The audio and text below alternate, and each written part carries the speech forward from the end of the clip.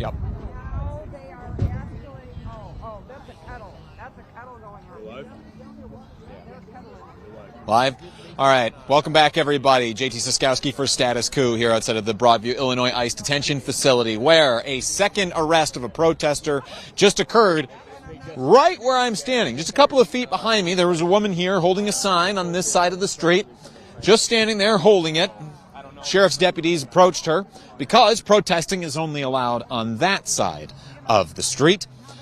Approached her and told her to move to the designated protest area, and if she would not, then she would be arrested. And after several times, and another protester came up, handed that woman who was holding the sign a bottle of water. I would note that that woman who was standing here was just holding a sign. She was not chanting or anything like that. She was just standing here on the street corner right near the crosswalk, holding her sign, and then sheriff's deputies took her into custody. That followed on the heels of an arrest that happened about 25 to 30 minutes before that one. And the attitude out here is quite changed. It is now very much on edge. I'd say there's a 1-to-1 ratio between law enforcement and protesters right now. Riot police are forming up here down on Beach Street. We're walking over just to give you that look right now. That there are police in riot gear that we have seen now as almost a staple iconography of these protests has been the local and state police in riot gear. Usually just as many police as there are protesters, taking quite the aggressive stance out here, which has, of course, just riled up the protesters. I'll note that as an observable pattern out here has been that when the police relax, when the local rules on protesting are relaxed, the protesters themselves usually relax. When the police have a large presence out here, then the protesters get more agitated in response. What the protesters want is to be able to protest at that brick building that you can see right there on the screen. That is the Broadview, Illinois ICE detention facility, where we have heard inside people have been made to endure for days on end quite inhumane conditions, which includes being stuffed in like sardines into their cells. Hey, stop there. You're going to escalate, man. And you can hear the protesters right now are on the microphone calling out. They are calling out some of the local law enforcement here who have a presence, the local commander by name. Who you protect? Who you serve? Who you protect? Who you serve? Who you protect? This is a dynamic that has frustrated the protesters to nearly no end. What they want to be doing is protesting the federal government. But because local law enforcement and state police have inserted themselves in between, it makes it so that all they really have to do is to protest those local law enforcement officers when that does not want to be their ultimate goal. Immigrants are welcome here. No fear. Immigrants are welcome here. No hate. No fear. Immigrants. So this is the scene that we saw, or have been seeing. So right now all the protesters are gathered here at this far end of what they have taken to calling the free speech zone here in Broadview, implying that free speech is not allowed anywhere outside of this zone, and quite frankly, it is not. As we just demonstrated, a woman was just arrested. John and I were both filming for that, so we have some video, and there will likely be coverage coming out here from Status Coup in the coming days on that. Get subscribed so that you can see those images, because it happened just moments before we went live. But before these protesters all gathered down here at this end of the free speech zone, they were back over there at the far end of the free speech zone. Why were they over there? They were over there because that's where the police were. That's where the arrests were happening.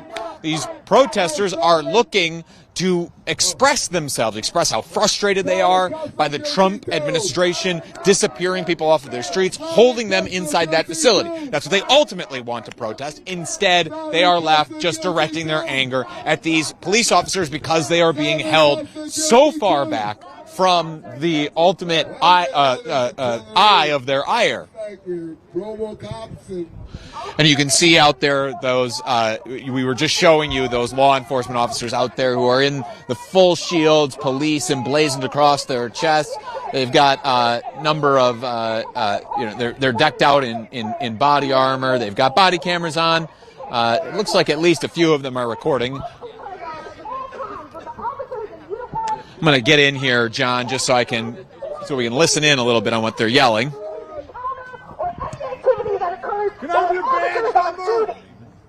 I read you the statute of the Illinois state law. So now you willfully ignore Illinois state law on live in front of everybody because you can't do your job right and you don't want a camera recording it. If you're doing your job, turn your fucking camera on. You're doing Katrina's dirty work. You about to lose your job.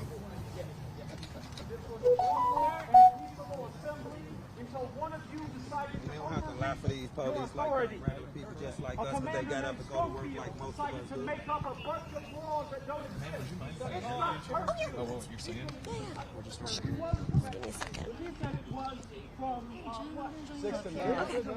Why? Because I'm going to get arrested.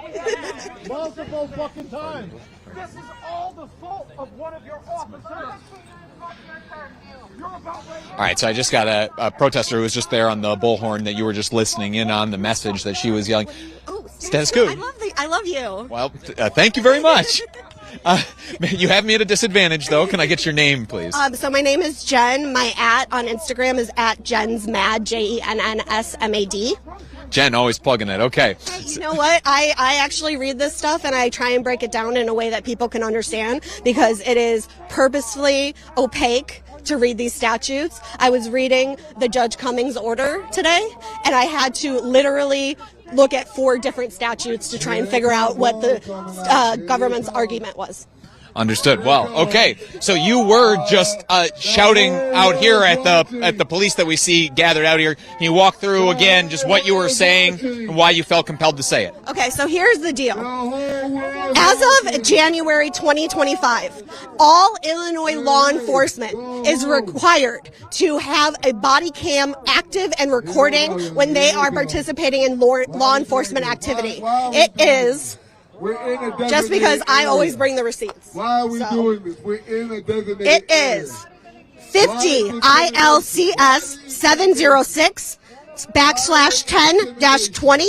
If you go to section 3, it says cameras must be turned on at all times when the officer is in uniform and is engaging in any enforcement-related encounter. There are several, I would say at least more than half of those people in riot gear who refuse to engage their body cameras. Some of them have, so we can tell the difference between who has theirs on and who doesn't. And I am telling these people that they are breaking an Illinois state law and they do not care. Law enforcement does not care about what they are legally obligated to do. I assume you did not want to come out here tonight to be reading off portions of Illinois state law to local police. I assume you came out here to protest the Broadview, Illinois ICE detention facility. So can you walk me through some of the feelings, some of that frustration of you can't get, I assume that it's like you can't get closer to the building, some of the way the police are interposing themselves. Walk us through some of those frustrations. What do you find most enraging about your current setup here? The thing I find most just horrifying is the fact that there is no logical or legal reason why we have to stand here specifically. Why can't we be across the facility with the barriers? Why not? Because they don't want ICE to hear us. Because they want us to protest in a way that's convenient for them so they can ignore us. Because protest only works if it's disruptive. That is the point of it, right? And so if I was actually able to talk to ICE, I would do what I do. I take the court documents, the documents that were filed by the human beings that were inside that facility about their experiences that they testified to in a court of law, okay? And I read that to them, and I read it to the officers, because if they're going to stand here being complicit, do it 10 toes down. Say that I support the inhumane treatment and the laws being broken inside that building. But don't act like you didn't watch the news or you don't really know what's happening. I come down here to make sure everybody knows what's happening in there. No one can say that they didn't know. Okay, so I sense the passion. I love the passion. So you're not able to deliver that message as close to the building as you want to the people that you actually want to receive that message. You're talking about some of those inhumane conditions inside. Can you just list off a few? We've covered them here on our channel before as well, but can you just list off a few that you found particularly objectionable? The fact that a room that is supposed to have a capacity of 80 is holding between 150 to 200 people. The fact that they keep the lights on all day and night, which is considered a form of torture coming out of Guantanamo Bay. People are supposed to be able to sleep. The fact that they keep them in their clothes for several days. They don't, in Department of Corrections, they give you clothing, because you're not supposed to be in the same clothing for several days. There are no working showers in there. They have no blankets, no pillows. They are using aluminum blankets that some of them get, right? And then when someone leaves, all of a sudden they can use their blanket. They don't, they have a toilet in view of all the men and the women and the agents. There is no privacy. They give no menstruation products to women who need them. And they also feed them, depending on their mood, anything from a piece of bread with mayonnaise on it, a single tortilla, or a small Subway sandwich. They give them bottles of water, sometimes 8 ounces, sometimes 16, and they have to decide if they want to use that water to drink or to wash their bodies. They get no toothpaste, they get no toothbrushes, no soap, any kind of sanitizer, no medications. They beat the shit out of these people in the street, and then they bring them in there and they throw them in a room with no medical attention. They break their ribs, they hit their faces, nothing. It's egregious. And anybody who is in that building and has seen what they do is complicit and has no humanity and no conscience left. Because I don't give a shit what you tell yourself at night. If you can see how those people are being treated less than human, you're not human. And I'll tell you something else. We treat convicted murderers and pedophiles better than those people in there who have not been charged with any crime at all. They don't charge them with anything, and then it's up to them to get out of the system, to pay the money, to go to the courts. Everything they say is law, and then you got to get out. It's unconscionable, and the reason that they do it is so they can get their deportation numbers, so that Trump can put them up and say that he did something better than Obama.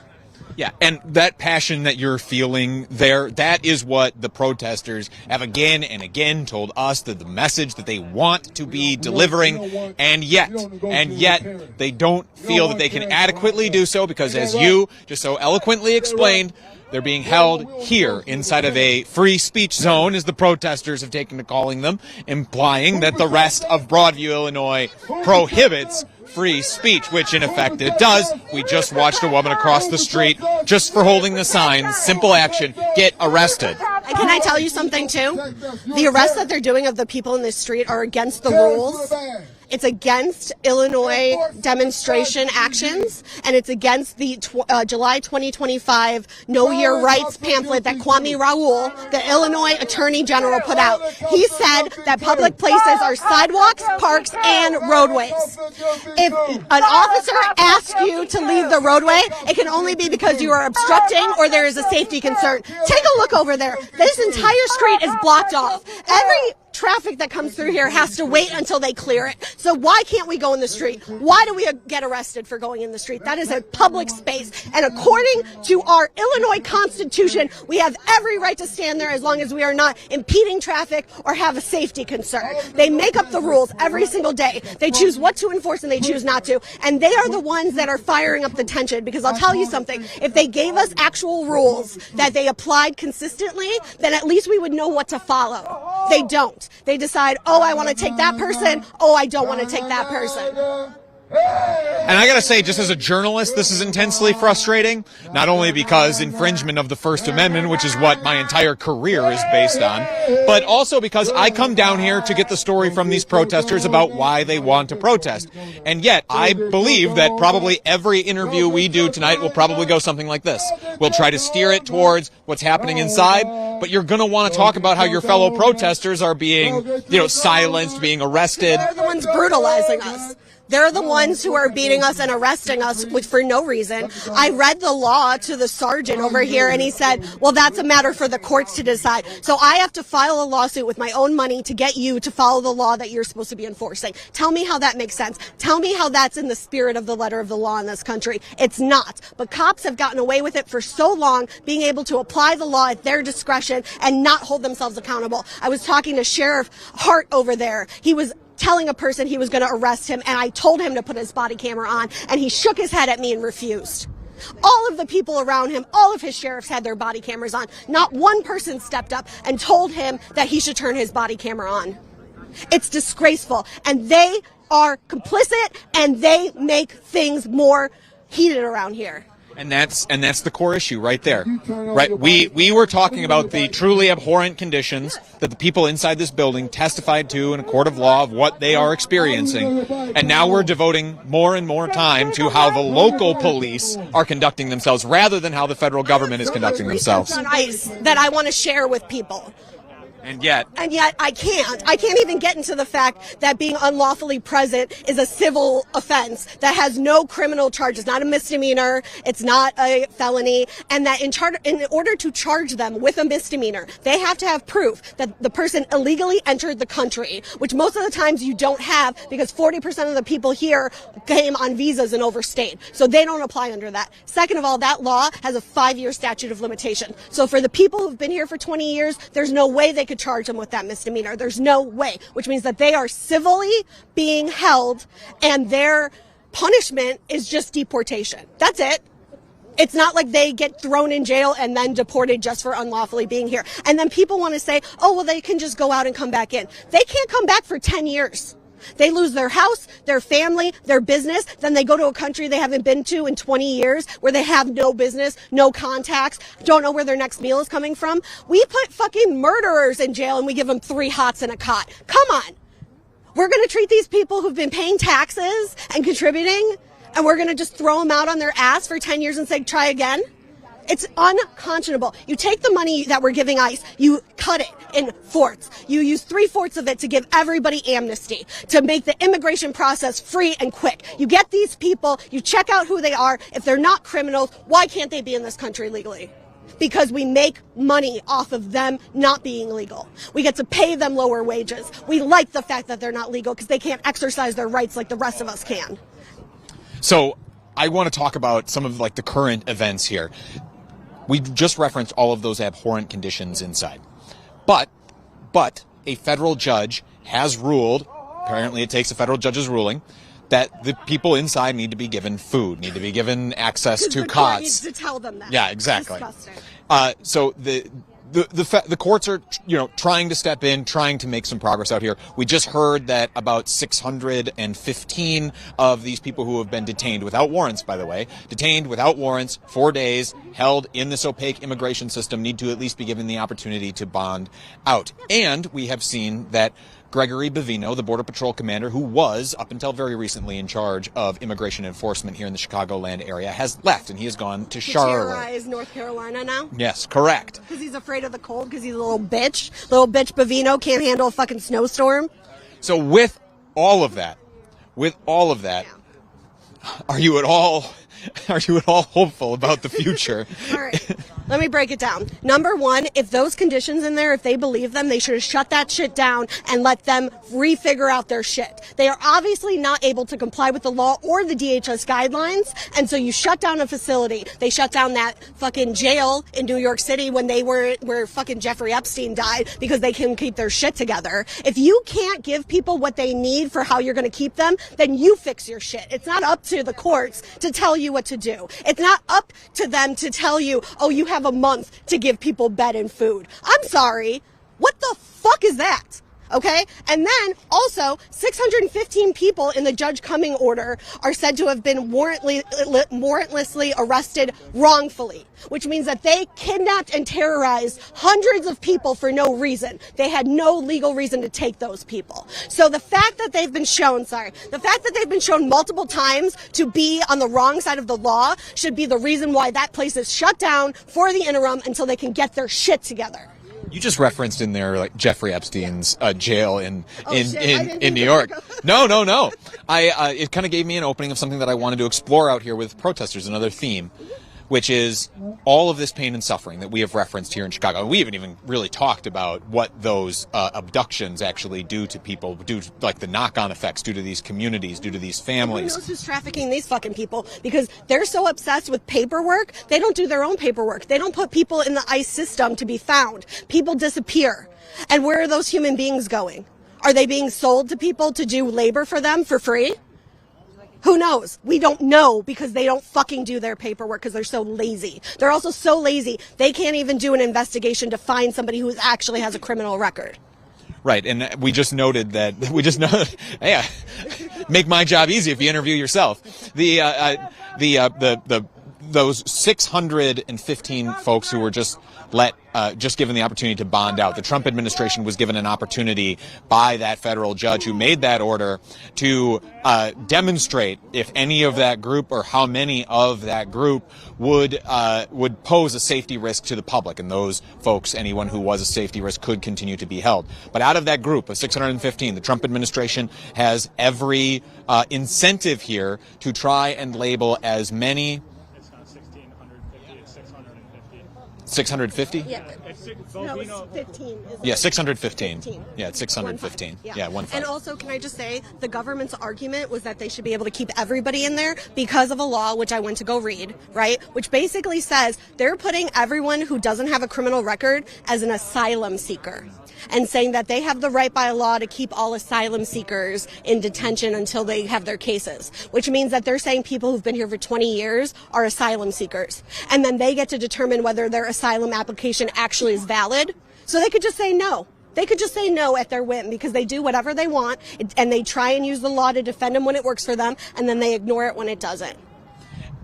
The Trump administration has every incentive to label as many people in this tranche as criminals, as dangers to the public as possible to reinforce their narrative about why they are out here, which the president has said is all about bringing safety to the streets of Chicago. But from just about every single person that I have talked to on the streets here, they say they feel less safe with ICE, with the Department of Homeland Security in their neighborhoods.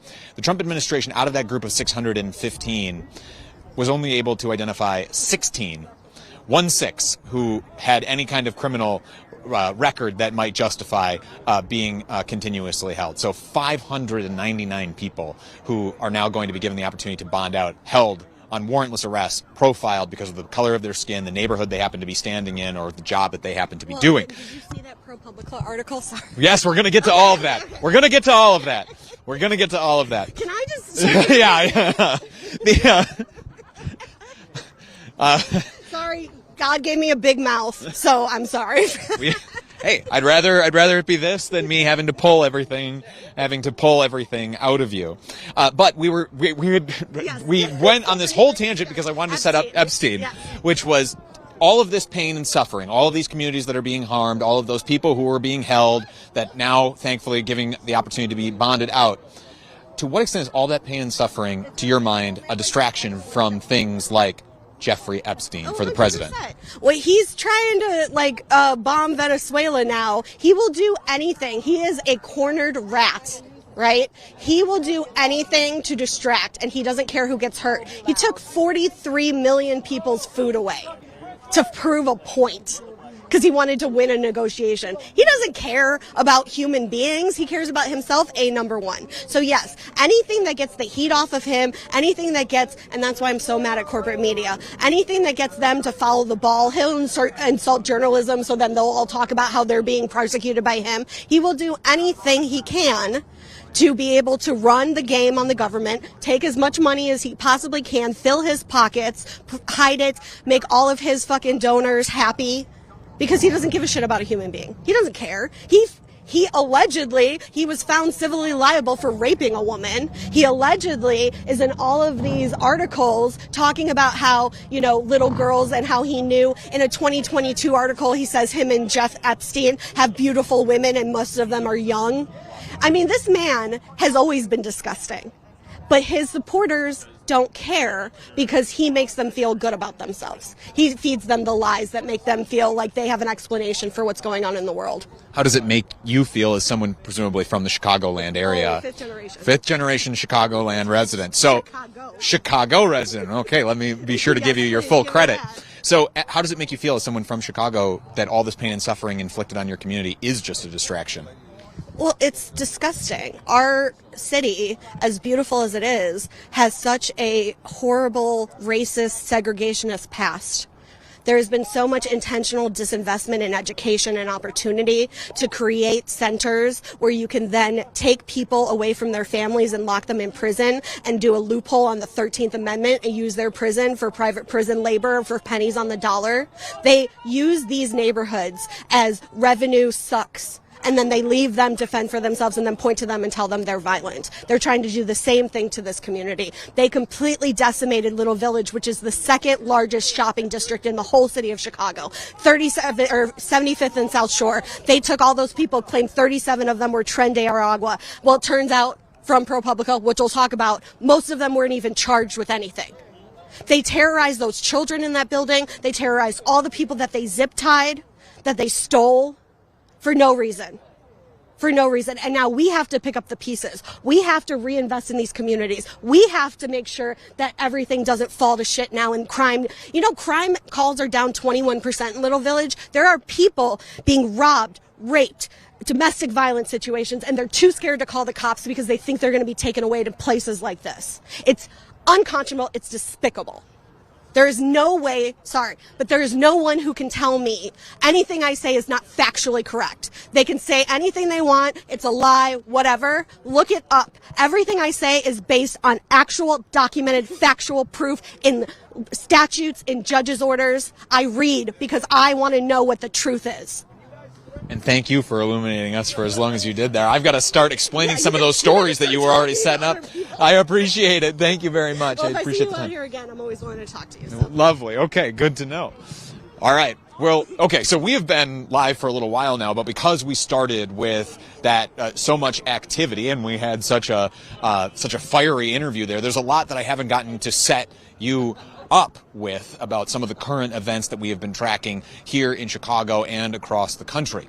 So the first, though, I should probably say that all of this that you're seeing out here right now, there is no other news outlet showing it to you. I know because we are the only ones out here. There's a couple of independent streamers, but that's really it.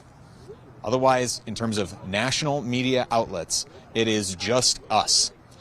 So if you value this on-the-ground look at these continued protests, even though corporate press has probably moved on from Chicago now, because as we're about to talk about, the Department of Homeland Security has new cities in its crosshairs.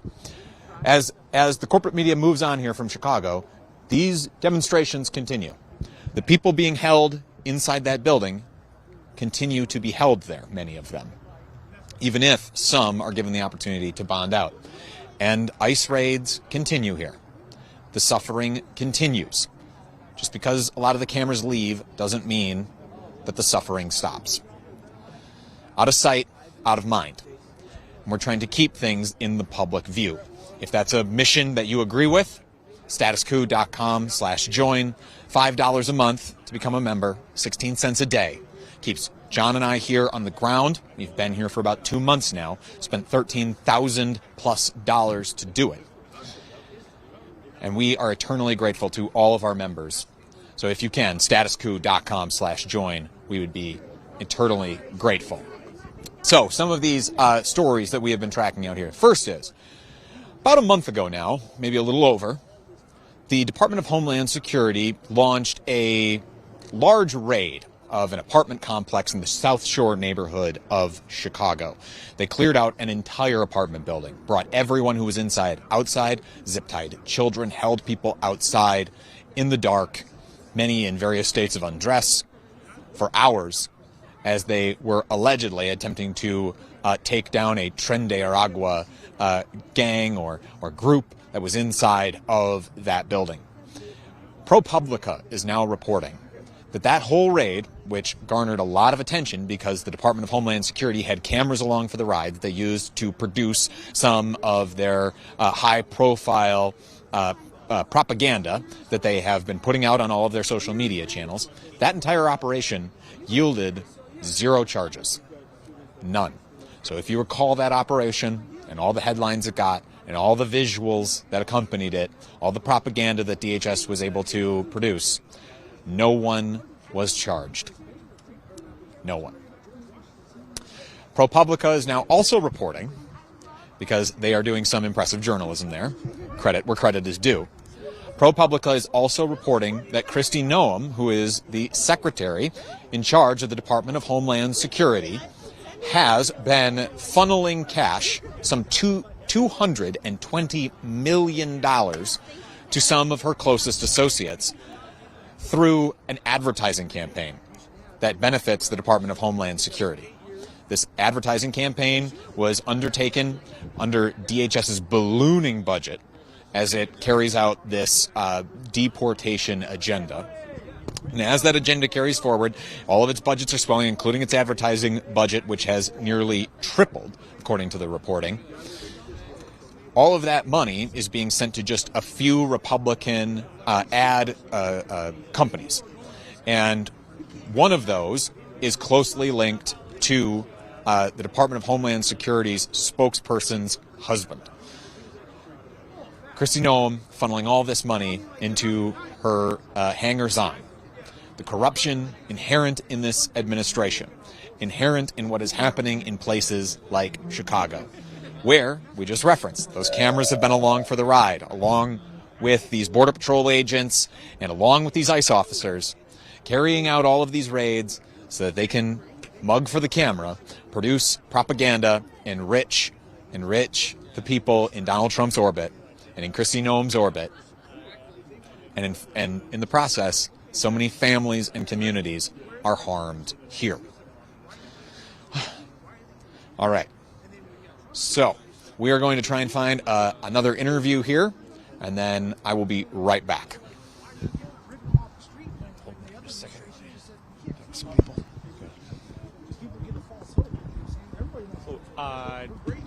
I'm not trying to interview, but I heard that it was 650 that were being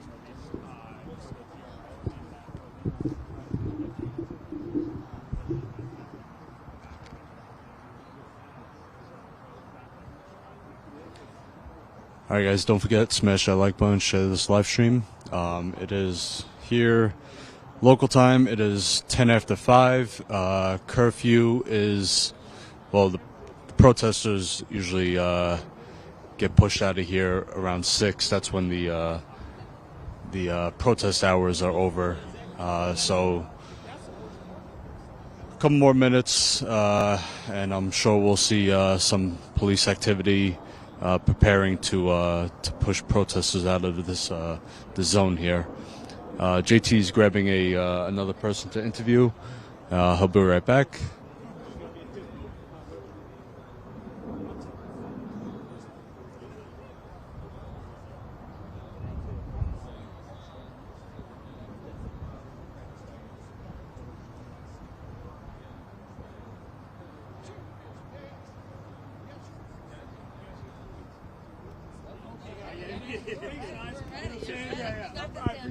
All right, here we go.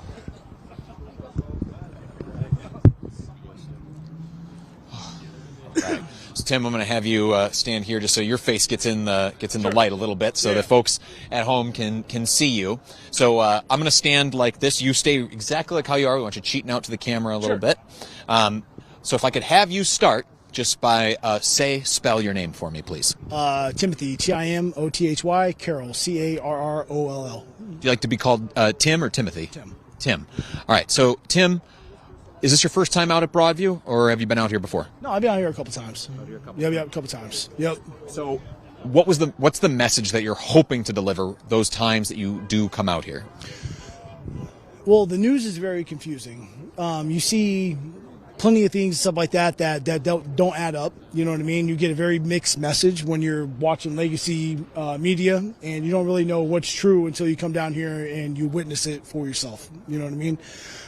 I think that we all find that the hardship of people that were told they're allowed to come over here, and then all of a sudden are told that they have to go back home. which is very difficult. You know what I mean?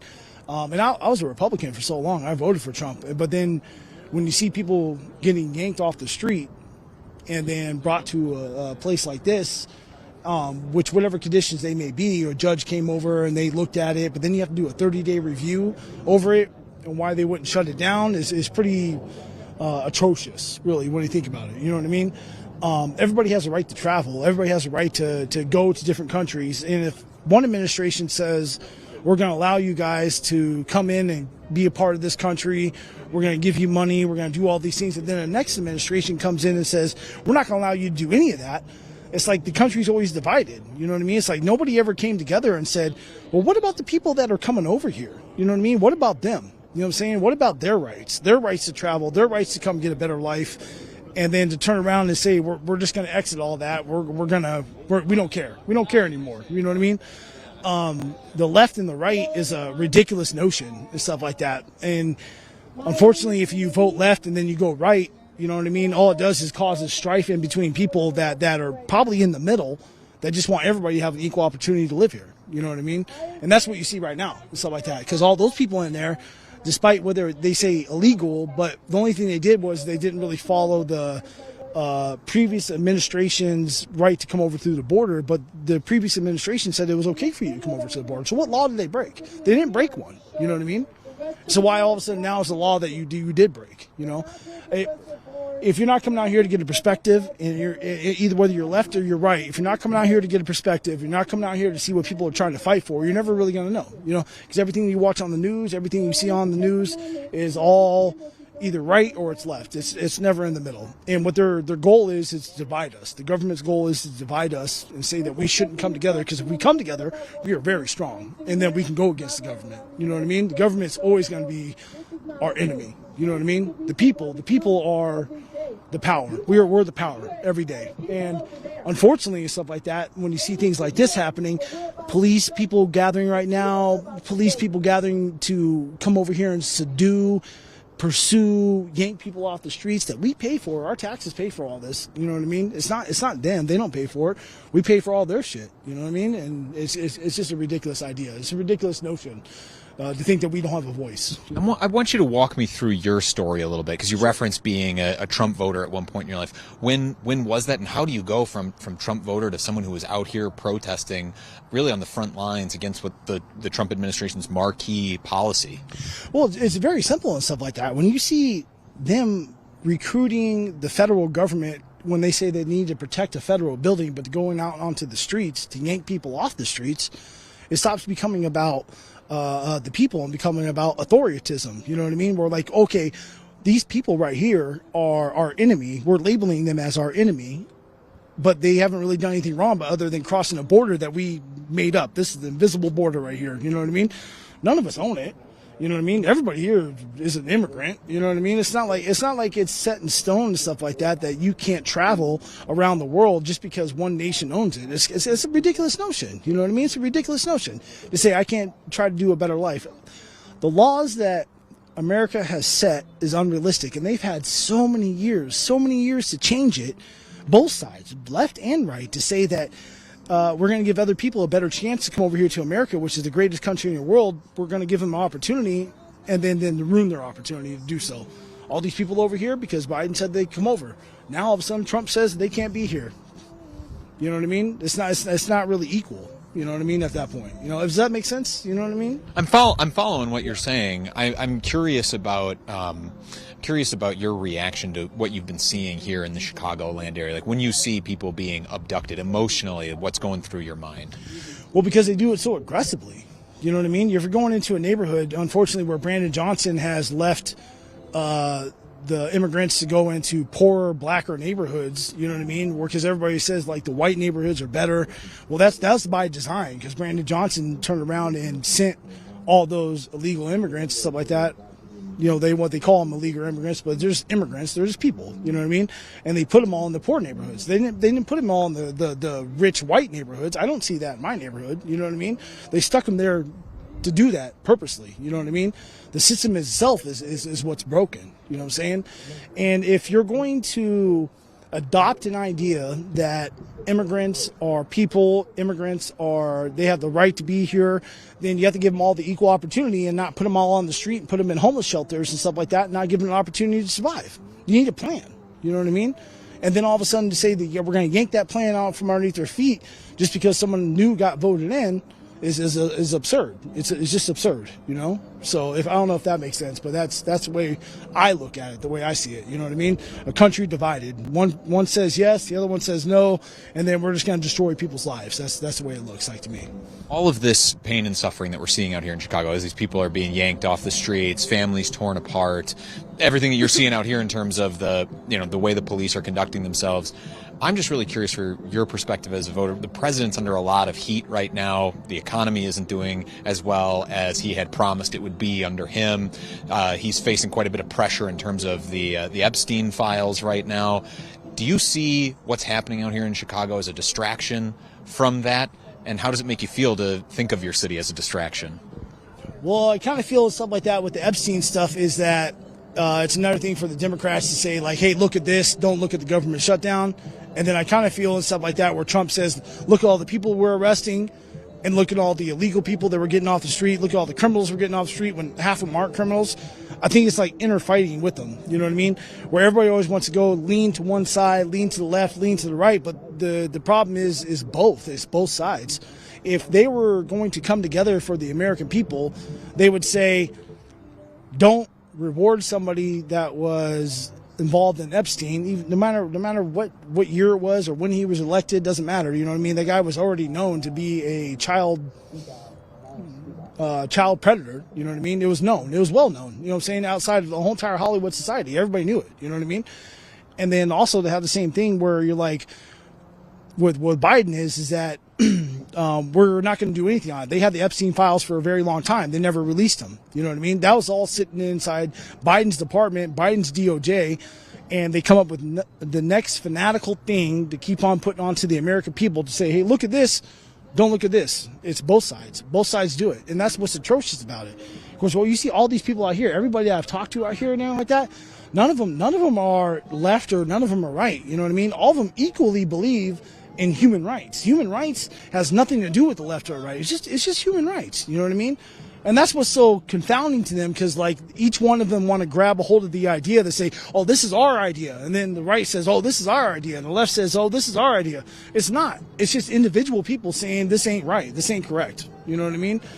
If I would look at my city, Chicago, and I would say if they would just come together, they would just come together on the same ideas to say, let's take a little bit from the right, let's take a little bit from the left, and we're going to bring all this together and everything like that, we would fundamentally just get over the problem that we have, the strife that we have. Let people come in. Let people come in and get a better opportunity here in America. Take away from the stress of people that are dealing with the social media problems and all that stuff, you know, and we'll work through it together. Work through it together independently, you know, independence, not left or right. You know what I mean?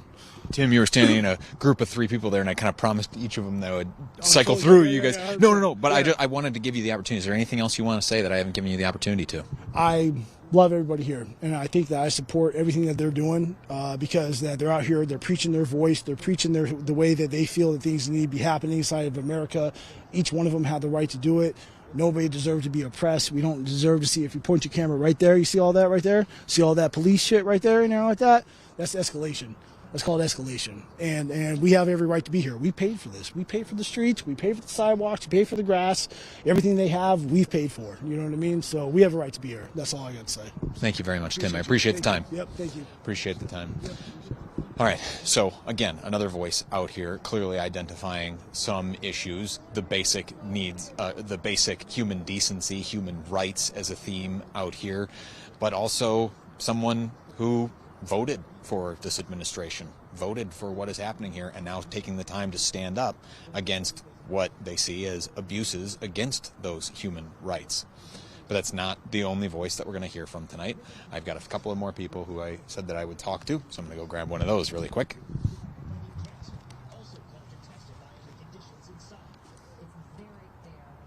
Right now the protesters are watching, they're holding a bit of a vigil. You see them holding the candles, the little fake candles there as they watch as they watch some of the coverage of the events out here outside of the Broadview ICE detention facility and across the Chicagoland area. Watching the news.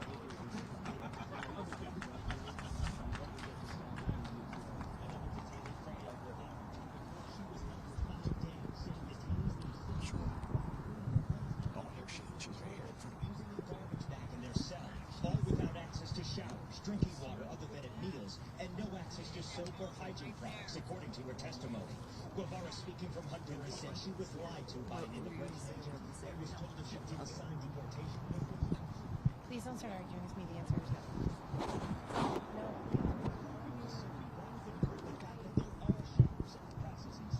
But they do not work. Judge Robert Kettling responding, quote, the fact that people are being kept overnight. Sometimes hold this for me for a second, John.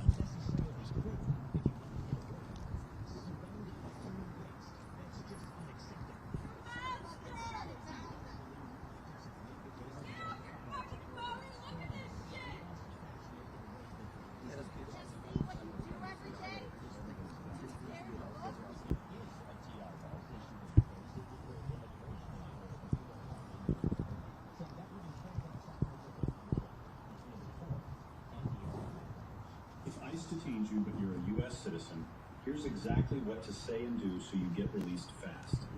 Use one calm sentence over and over. I am a U.S. citizen. I want to speak to a lawyer. Then add, I do not consent to any questioning or signatures. Am I free to leave? Do not argue or explain. Just keep repeating that line. If they don't release you, say, please call a supervisor. You've detained a U.S. citizen. Supervisors are Alright guys, JT is coming back soon. I'll just show you what the police are up to. This is the Cook County Sheriff's Department.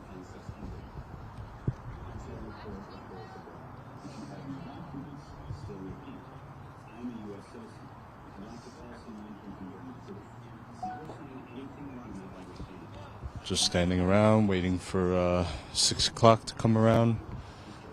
Another 35 minutes. There's other officers behind the bus, a little bit further down. Can't really see them, they're hidden.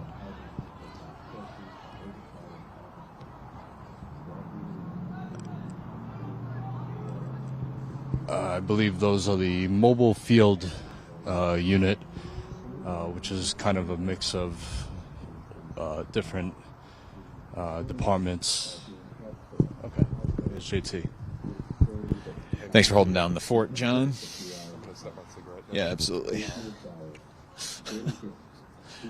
Hate to make you look bad. And just if you folks were hearing any of the commotion in the background, there's a News Nation crew that has been out here reporting, and of course, not the protesters out here not a fan of that coverage. So if you hear some shouting in the background, it's just the protesters have been lobbing some grief at News Nation. Most of the protesters are participating in the vigil, but anyway, we are here, and could we just start by getting? I didn't even catch your name when we started talking. I'm Mike. Mike, nice to meet you. I assume common spelling. Common spelling. You got me.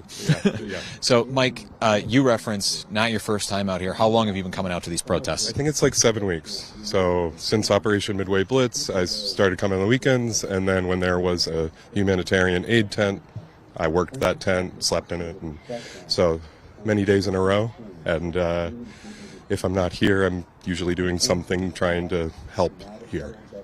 Yeah. You made reference to that humanitarian aid tent that used to be here. Things have changed so much down here over the last several weeks. What's your feeling about your local leaders, your state leaders? I'm particularly interested in feelings about Governor J.B. Pritzker. As time has gone on, I've felt the worm really turn here among the protesters. At first, kind of like cautious optimism about some of the steps the governor was taking. But when state police are out here arresting these protesters, brutalizing them, what are your feelings about your governor in this moment? I am extremely disappointed with Governor J.B. Pritzker. I voted for Pritzker in the last election. There's a chance I'll still vote for him if he ends up running for president. I'd probably vote for him over Buttigieg. But it's pretty simple. He tells Illinois State Police what to do, and he is telling them to come here. They're knocking out protesters' teeth. These are things I've witnessed. Is they are pushing us. They are enforcing arbitrary rules and curfews. And none of this has to do with ICE. You know, we're here to fight ICE, but because we have police in between us and ICE, we have to engage with police. People have different feelings here, but fuck the police versus they're doing their job. But either way, my take is that these folks are here to fight ICE, and that is hindered by Pritzker's State Police, as well as Broadview Village Police, as well as Cook County Sheriff's Office. It's unfortunate that we have to waste our time navigating their rules, their brutality, instead of getting closer to the atrocity that we want to protest.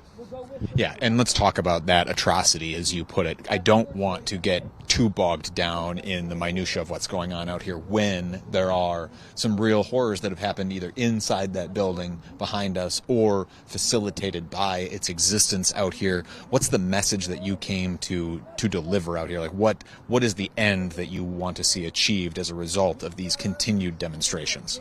Yeah, I mean, the ideal end would be a 180 on the descent into fascism in our country. There is a global movement that is shifting right and taking away people's rights in a variety of ways. Short of that, it would be great if ICE left Illinois. It would be great if Illinois law enforcement agencies followed the laws in place, that they're not supposed to provide security for a detention facility. It would be great if the detention facility shut down. We know it's a processing center, but that it's a detention facility because it's where people are detained for days. What I would like to see is an end to the inhumane conditions here at this facility, but also an end to the terrorizing of our neighborhoods and the traumatizing of generations of people that's happening day to day here in the Chicagoland area. And then it gets a little mixed because it's also across the country. I would like to see this turn around. I would like to see ICE be viewed as Nazis. You know, simply, you don't need to be German to be a Nazi. You need to look for people on a list based on their skin color. That's Nazi shit. And here, of course, there's like a lot of progress that I'd like to see that's still short of my big goal, such as get rid of a 9 a.m. to 6 p.m. curfew. It's a violation of our First Amendment right. Get rid of these barriers that we can't stand on or get arrested for standing near. You know, it is all a waste of time relative to the actual problem that's just a little farther behind the barrier, a little farther behind the police. To that end of eliminating some of the suffering in neighborhoods that you were talking about, and what we're hearing, shame being yelled at some of the law enforcement officers as they walk by. To that end, a lot of those agents recently left Chicago. Their commander, Gregory Bavino, has left. They seem to now be centering their attentions on Charlotte, North Carolina. Do you feel like you're any closer to your end goal, or are you worried about them coming back as they have threatened? Both, yes, absolutely. So, yes, it feels like a win that Bovino and members of DHS are not going to be focusing here in Chicago until March, when they come back, maybe harder than ever. It also feels confusing why the strategy works the way it does. If it's a strategy of collecting the most undocumented people and detaining them, or if it's a strategy of spreading fear, it can feel very arbitrary. And I think off the top of my head, there's probably more undocumented people in the Chicagoland area than in the small town of New Orleans. And so it feels like it's a lot of publicity and strategy of terror. Yes, it feels terrific that Bovino's leaving town. It feels terrific that I won't see his face on that roof and that we won't hear about he was at a local Starbucks. Still, the work continues, and we know that just because one version of this is getting better, ICE is still here, ICE is still detaining people, and of course the people that are being detained, we hear time and time again, are just normal, good people. A little bit about me, so I've been here for a while, and one of the roles that I've played has been family support. So walking over someone who has a family member inside and trying to comfort them on the worst day of their life, trying to provide support with what I know the process looks like. Every family we talk to, they say, like, man, if you knew this guy, you would laugh at the idea of him being arrested. He's a good guy. Those people are trying to get meds inside, trying to retrieve their keys from a detained person. Many of them don't know whether or not their family member is even in there.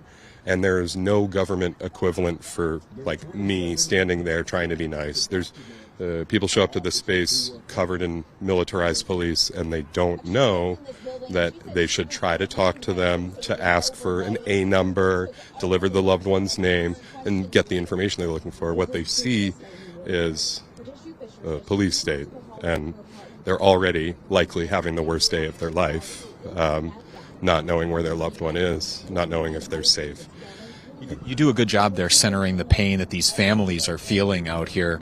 To what extent do you believe that all that pain experienced by families, by the communities out here, is a distraction that is orchestrated ultimately by the president to hide from some of his other ongoing scandals, like the Epstein files that vote is coming up on? Like, do you see what is happening here in Chicago as a broader distraction? Absolutely, and it's an evil in and of itself. When we spent more time in the humanitarian tent before it was removed by Mayor Katrina Thompson and Chief Mills,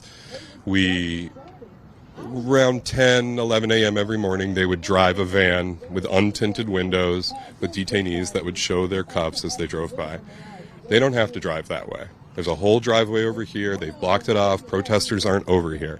They are doing it very clearly on purpose. What's confusing to me is what that strategy really is, because I know they're trying to terrorize us. I know they're trying to discourage us. I know they want the pain and suffering to be seen by the world, but I don't think that makes them look good. And I think it's an incredibly unpopular president, and performing this type of immigration enforcement is an incredibly unpopular thing to do. So I don't see the strategy there, or it's hard for me to understand their position. But I can absolutely say, yeah, they have a goal of visibly terrorizing people. And when we sit here with a vigil that shows crying families, I could see them having the same PowerPoint, the same visuals, and saying, this is good, we did this. I don't know why. It seems pretty ineffective, but it is effective at scaring everybody. As somebody who has now lived so much of this, both the demonstrations and the suffering here in Chicago, for these communities that are now being targeted by the Trump administration, New Orleans, Charlotte, maybe New York, what is your advice to people living in those communities, to people trying to organize in those communities? What is the way to effectively respond to what this administration is doing? I guess I'd start by saying, to each of your own abilities and needs. We all don't need to be on the front line. And I would say that the broader need is so great that, yes, we need everybody doing something. It's uncomfortable coming out here, fighting with police, arguing, seeing these graphic things. But everybody does have something to offer to this. Maybe you don't want to get involved, but you own a printer, and you can print flyers. I would say get to know your people. Work towards understanding things like vetting. If you have time, read up on communism. Read up on tyranny and liberation and fascism. That is an ongoing goal for everybody. But if you can connect with people, focus on what you have and how to spread what you have, you could save a life. You really could. And right now, the work that is done can be very indirect. So I might work to collect food drive stuff for affected families that are afraid to leave their house, but I'm not delivering the food, and I've never met that family. But I assume that work is going in the right direction. Sometimes it's really simplistic, as are you on this side or that side? And if you're on this side, then fuck ICE, or if you're on this side, then understand it doesn't matter if someone is a permanent resident or semi-undocumented or has been going to their court hearings. This deportation thing is a destructive, escalating, negative act. And sometimes the work that people could do is just talking to their parents, talking to their loved ones, trying to gain that easy support. And maybe a tactic there is to ask, do you believe that all people deserve human rights? We've talked to agitators that way. Do you believe that the people in there deserve human rights? Well, they're not getting them. So how do you feel about ICE now? And if they're a real agitator, they don't care. But those conversations, while simplistic and repetitive, and you have to have them all the time, they can help to show that these crazy folks with their keffiyehs and rainbow hats are on the side of humanity. It's also possible to pull people from the other side. And pulling them from the other side might just mean they take down their MAGA flag. That's progress. The scary thing is this big descent into fascism, where it feels like nothing is enough. And where on the one hand I say, do what you can to your ability, and on the other I say, there's big stuff going on, we need you. So I encourage everybody to take care of their mental health. I'm also a therapist and a social worker, and so being out here, I can tell all these people they're not getting the support that they need. To be out here and see these atrocities all the time, it's real trauma, and to be informed about that means knowing that you're probably gonna feel this even after you leave, and maybe for weeks. And seek support from people, get a therapist if you can, talk about your vulnerability and be available for these deep, compassionate moments that we might not normally think about in our day-to-day. This is serious, this is heavy, and it hits hard on that mental health level when you're talking about survival. It's scary. I want to reference just what's happening over your shoulder here for a moment, which is the protesters are playing images from across Chicago over these last few months of Operation Midway Blitz. They're playing images of families suffering, of the protests out here. Is there a utility in reliving a lot of this, in processing it all together as a group? I think the as a group part is probably the greatest utility here and now in this moment, where most of these folks don't know each other. They can vibe in a way where they figure out you're on my side, but they've been through a lot together, and something like a focal point, a screen, a mutual speech can really bring people comfort and solidarity and know they're not alone. At the same time, if you're at home just watching videos of ICE all day, it might not have as much utility as you think. It can really be hard on the psyche. And so I want everyone to know about what's happening, and once they know, I want them to protect themselves.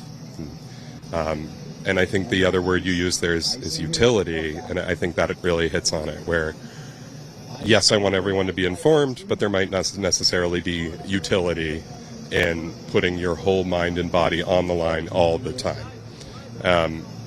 If I was doing more of a call to action, I would say get your butt out here. And both are true. Both are true. It's back to each of our own abilities and needs.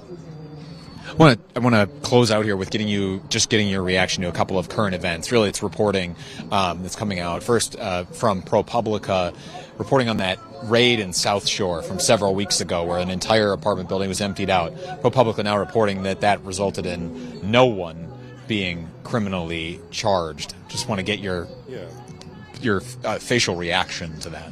Yeah, I could keep it simple and say Republicans hate Chicago. Republicans hate Chicago because it has black people and they're thriving.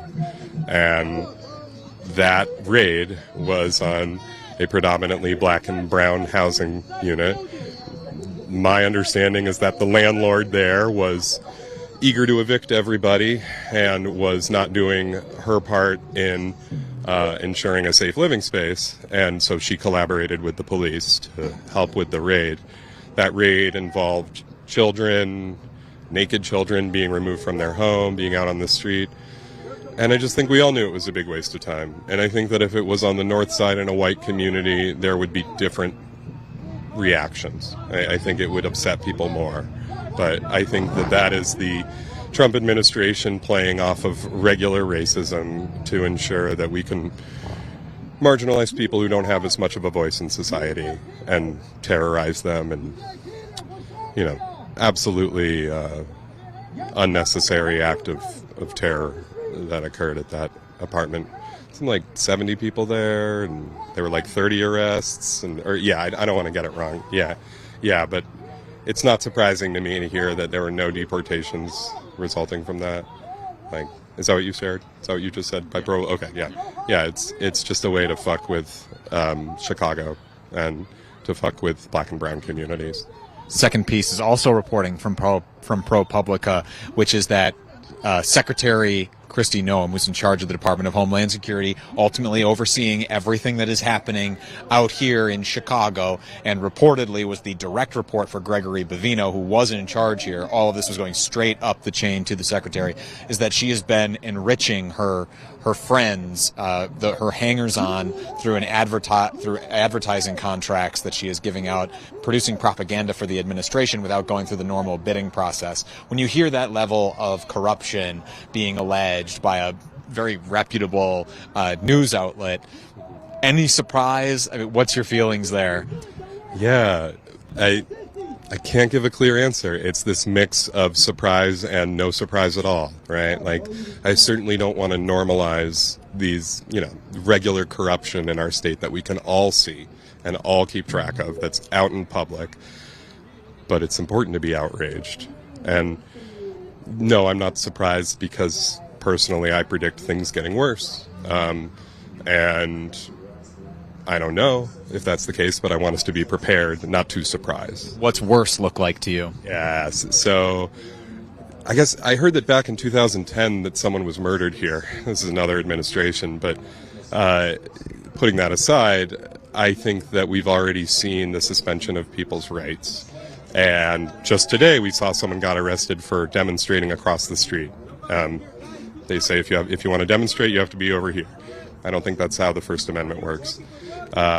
So I think we can expect more violations of human rights, more suspension of regular constitutional rights, and I think, I think it getting worse looks like the deportation of citizens who are already marginalized, family members of deported folks, the unofficial, semi-official violence towards people showing dissent to the administration, and lots of suppression of speech, which is more of a local problem right now.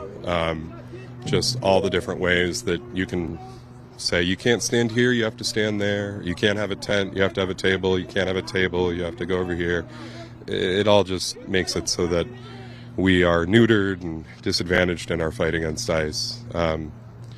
So I think more of that will come, and I think the good news is that people will rise from that, and people will end up having someone arrested near their house, on their front porch, gassed in their community. And once those things get local, it is difficult for people to ignore those things. So that might be the silver lining there.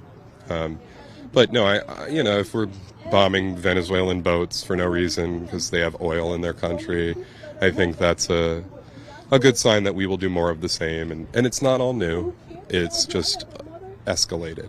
It's just faster. Yeah. Anything else you want to add before I let you go? Donate food. Donate money. We have a food drive. We have protesters. We have communities that need PPE. And that means respirators, saline, gloves, rags, washcloth, squirt bottles of water. These are the things that protesters and communities alike need to treat their chemical weapon exposure. Having been tear gassed, I'll just say it's absolutely debilitating. It feels like you'll die. So donate those items, or come here and talk to someone like me about how to connect to an actual affected family. That is the best thing that folks can do in my book, is donate resources to the broader cause. And then the other thing that I would say is, please come here. I think I heard that No Kings in Chicago had 250,000 people. If we had 1% of that, that's 2,500 people. And we've never had 2,500 people protesting here. Broadview's not that far from downtown Chicago. come out here. You don't need to find the right way to do it. You're not necessarily going to be in danger, though I make no guarantees. Come out here. Come see it, because when you see it, you know it in a different way. You can feel it and understand it. It's hard to read about this place and really capture what's happening. Mike, thank you very much. I appreciate it. I appreciate it. Thanks for the time. Yeah, appreciate it. John, I want to just come over here and listen in on what these protesters are saying. The only difference is you're defending them. And you know what? If it happened to your family, I would still be out here for your family.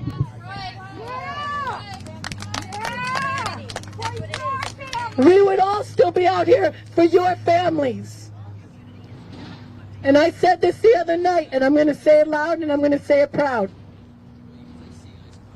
If we are wrong, if we're on the wrong side of history, all we are doing is wasting our time and looking goofy and singing and dancing.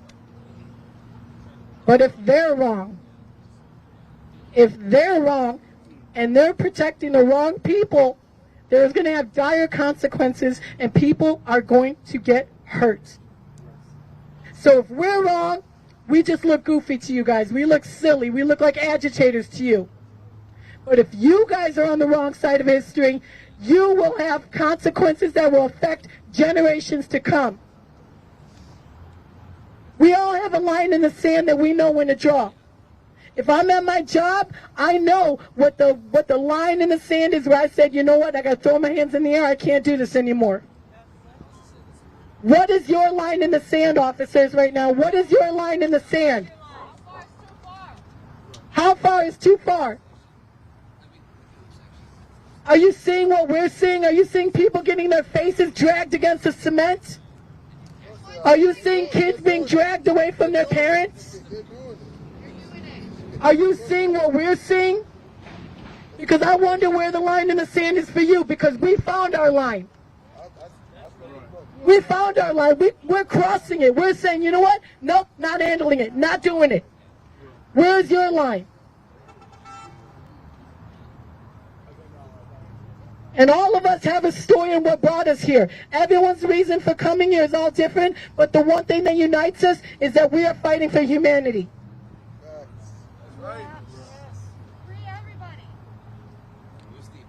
Be on the right side of history, because right now, you all are not. You are protecting these pieces of shit out here who are dehumanizing people with reckless regard for life. And so you know what? We are going to be annoying. And I'm okay with that. I'm okay being a little bit annoying. I'm okay shivering in the snow. I'm okay doing that. When it's needed, that's what we're going to do. So we're going to continue to come out here and be peaceful, because we're not going to let the narrative of what you're saying, that we're agitators, people are criminals, we're doing the bad stuff. We just showed you a mirror of what this country has been doing. So if you're mad by this, just be mad by the people in the video doing that. I just want to close off by saying thank you for everyone for coming out. Be safe and keep resisting, because as long as they're there, I'm still going to be here. Thank you.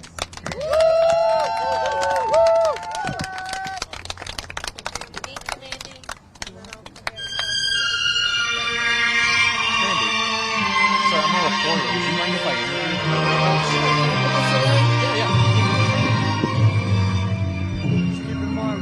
interview? 10 minutes. Okay. All right. John makes a very good point to me just now off camera, which is that we've got 10 minutes until 6 o'clock, which is when the designated protest hours down here come to an end. And this is the theme that we've been watching in weeks and weeks of being out here, is the differing levels of force that the police are using to get people to leave at that time. Not really any rhyme or reason to the tactics that they choose to employ on any given night. So if you stay with us through 6 o'clock, you'll be able to see what tonight entails. Sometimes it's gone as far as police shoving people with batons, other times as lax as just standing off to the side and waiting for something, and waiting for the protests themselves to spin themselves down. Right now the protesters are taking to just yelling out at the police, as they've done off and on tonight and on other nights. So just to bring you up to speed, first of all, if you've just joined us, welcome. We're outside of the Broadview, Illinois ICE detention facility in one of the free speech zones. That's what the protesters call them, because this is the only place where they are allowed to stand and demonstrate. But some of the themes that we are exploring here tonight, I think the most prominent one is, to what extent is what is happening here in Chicago a distraction? A distraction for the President of the United States to distract from his brewing scandals. Not only his being referenced in many of the so-called Epstein files and his connections to America's most high-profile child sex trafficker, but also the economy that he promised to fix, that he was elected largely on, an economic message of bringing inflation to an end, which it has not done. Inflation remains stubbornly high, and the cost of living only continues to be an issue. And we could cite source after source on economic numbers on how people continue to struggle under this administration. So those are some of the themes that we are following, and also some of the current events. Things like a big raid that happened in the South Shore neighborhood of Chicago. ProPublica now reporting that midnight, or middle of the night, rather, raid in which all of these people from inside this apartment building, all of them, regardless of who they are, were moved off to the side, or moved out of the building. Many of them arrested, has resulted in 0 charges, despite the Trump administration saying that it is conducting, wanting you to at least believe through the propaganda it produces, including it produced some propaganda off of this event, that what it is doing is highly targeted, that what it is doing is in some way sophisticated. But I can assure you, from being here on the ground for the last 2 months, reporting out here, following these federal agents or seeing them out on their patrols, what is happening, which is that they are grabbing the lowest hanging fruit, so to speak, which is the most vulnerable people. People who are day laborers, people who are just trying to make a living. Those are the people that are being apprehended because they are easier to grab than some of these so-called hardened criminals. We're going to come over here and listen in on the what the protesters are saying, because we're seeing quite a bit of police activity and movement out here now.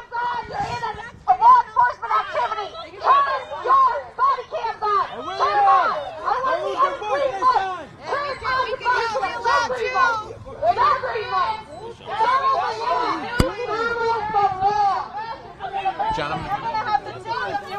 it's right here. Where's good meeting, man? You're the only one. That shit starts, man. The fuck? Yes! You're fine! This guy doesn't have his body cam on. Okay, so you guys are monsters. Like, you have to live with this forever. You're gonna go home and you're gonna what? Face your family? Hold hands! Hold hands! Why you stop screaming, man? Is there anything that led up to a normal day? Do you leave out the This one cop was arguing with me because he just lied to me. He said no one's inside the building. I'm like, how the fuck would you know that? And he's like, were you here when we made the call? I'm like, who was on the other side of that call? How would you know that? Because your commander and your sergeant told me you guys can't even touch the building. And then he got real mad. For these guys to come out, this is about to be 6. Oh, okay. Yeah, we're hearing here from the demonstrators that there wasn't really any sort of big lead up to what brought the police out here. It's just the lead up to 6 o'clock when the protest zone will be cleared, and already it's 5 minutes to 6 here. The police already have, this being the Cook County Sheriff's deputies, and I'm also seeing some Broadview police as well. They already have a sizable presence out here. Note that there's probably a few more protesters than there are police. A lot of times we'll see almost a 1-to-1 ratio, but they're already preparing to move people out of here, and just the presence of the police out here, as you can see, riles up the protesters again. This is how it has been going. I'll note that in a lot of cases, the police had been recently just letting these protests peter out on their own, and they would. People would stand here until they got tired of it, and then once they were tired of delivering their message and protesting, they would leave. But when the police are here, as some form of authority for these protesters to try and address, or a way for the protesters to get out their frustrations as to why they're not allowed closer to the ICE detention facility, a black site that exists in plain view, then the protests endure. Just let them know I'm going to change the battery. John's letting me know here that he's going to change the battery on the camera, so you're going to lose video for us for a second. Not the camera. Oh, not the camera? Oh, microphone. You're going to lose the microphone here for just a second. You'll still see the video. Hang on with us for just a moment.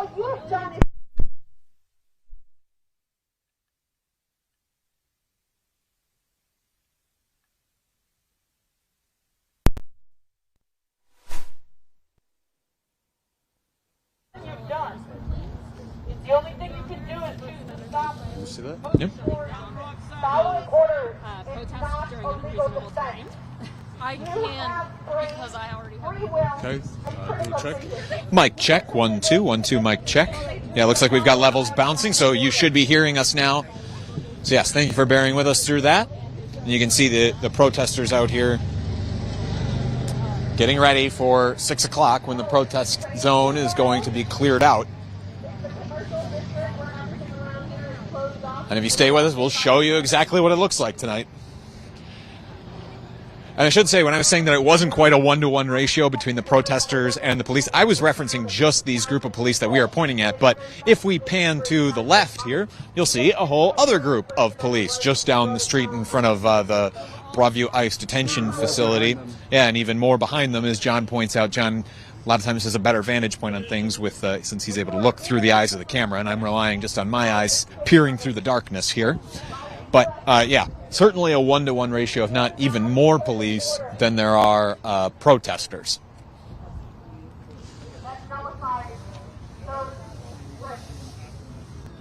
And again, you can always just feel it in the air. You can feel when the tension changes down here, as it does right now. As soon as those sheriff's deputies came running down the street, you felt that tension in the air yet again. Begin to creep up after being quite relaxed for a while before that. The protesters were content to, watch the little video program that they had going, do interviews with us, or, just stand around, hold signs. And now the protesters are beginning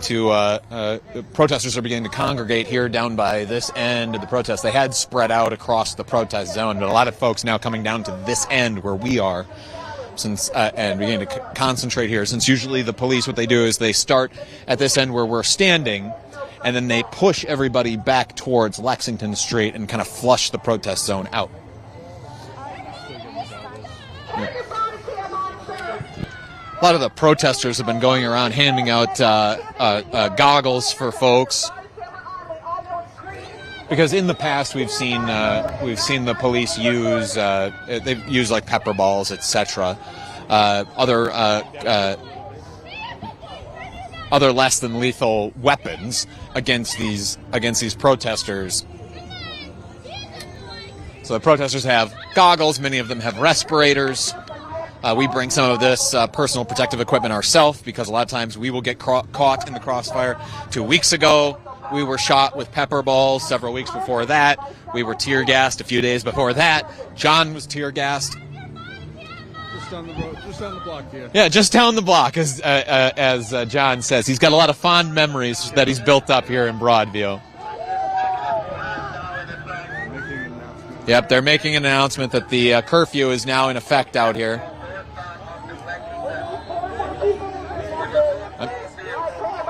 Deputies coming down the street here, even more police now coming out.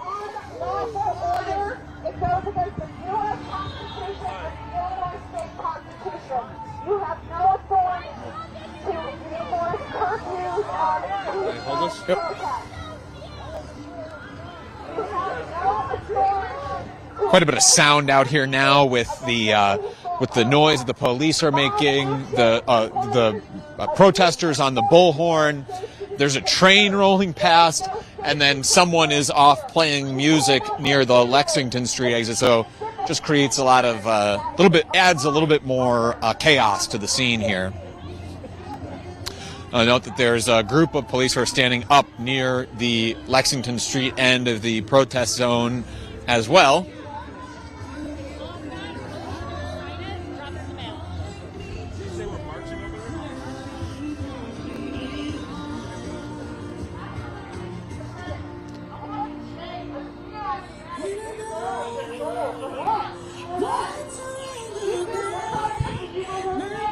I'm going to let you listen in here on what the protesters are saying to the police.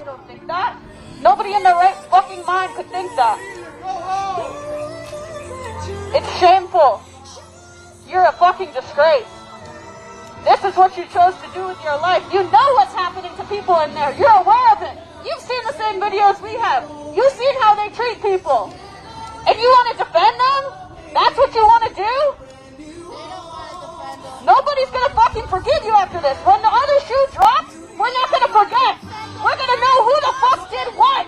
They don't want to defend them. They're as disgusted as we are, but they're still doing it. But they're still doing it, disgusted or not, and that's shameful. They know it's wrong. They know. But note that the police have a lineup across the north end of Beach Street, all the way down along Beach Street, along its, that would be the western edge, and then also all the way across the southern edge. So it's created not quite a box. There's only a small opening here to the northeast that the protesters can exit through. But otherwise, kind of creates a sense of being surrounded. How is anyone supposed to trust you, ever? Ever? You're violating the Trust Act every day too, but that doesn't fucking matter. The only laws that matter are the ones you pretend those people broke. The laws you guys are violating every day, that they're violating every day. The ICE agents, you don't give a fuck about those. You care about the laws that serve you. The ones that are convenient for you and your conscience and your guilt. You can never undo what you've done. This is on your soul forever. All you can do is choose to not move forward.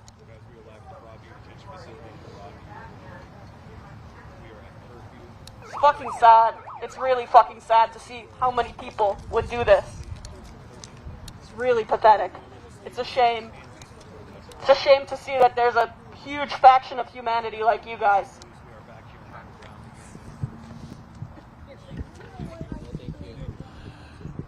So there you just heard there's a lot of that antipathy that the protesters have for the police, for the way that they are enforcing these restrictions on the First Amendment right to protest out here, the way that they have been used against the protesters as a way to essentially act as private security for the Trump administration, for the Department of Homeland Security. They're out here from Cook County. They're out here from the village of Broadview. I've seen officers in the past from surrounding communities, but they're also out here from the state of Illinois, which ultimately answers to Democratic Governor J.B. Pritzker, who has said repeatedly he does not support what the Trump administration is doing out here, gone so far as to file a lawsuit against the Trump administration to keep the National Guard out of the state from being federalized and deployed in the state of Illinois, successful with that lawsuit, but out here, content to use state resources and law enforcement as a way to keep these protesters from being able to get any closer to the building than where they are now, which is at least halfway down the block. I always think the distance is a little bit easier to express as being about a block away from the facility. So far, the police just content to stand. It's curious if they are 5 minutes after 6. Thank you, John. I was just looking for my phone to be able to say that. Let's go back down. Yeah. So we're 5 minutes after 6. So in theory, the protest hours have ended, and the protesters are no longer allowed to be protesting here at this time.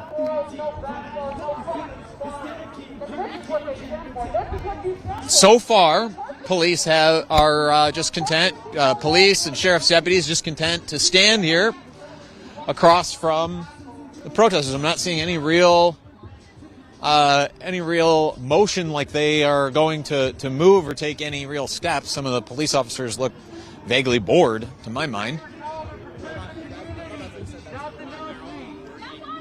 And that's, that could be, they could just be settling in to wait out the protesters. As I've said, that is a tactic that we have seen them use before.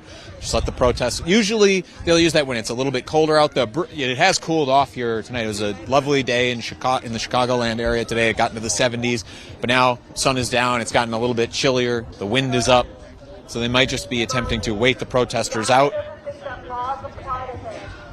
A few of the protesters have just sat down. A lot of this is old hat to some of the familiar faces that I see around here.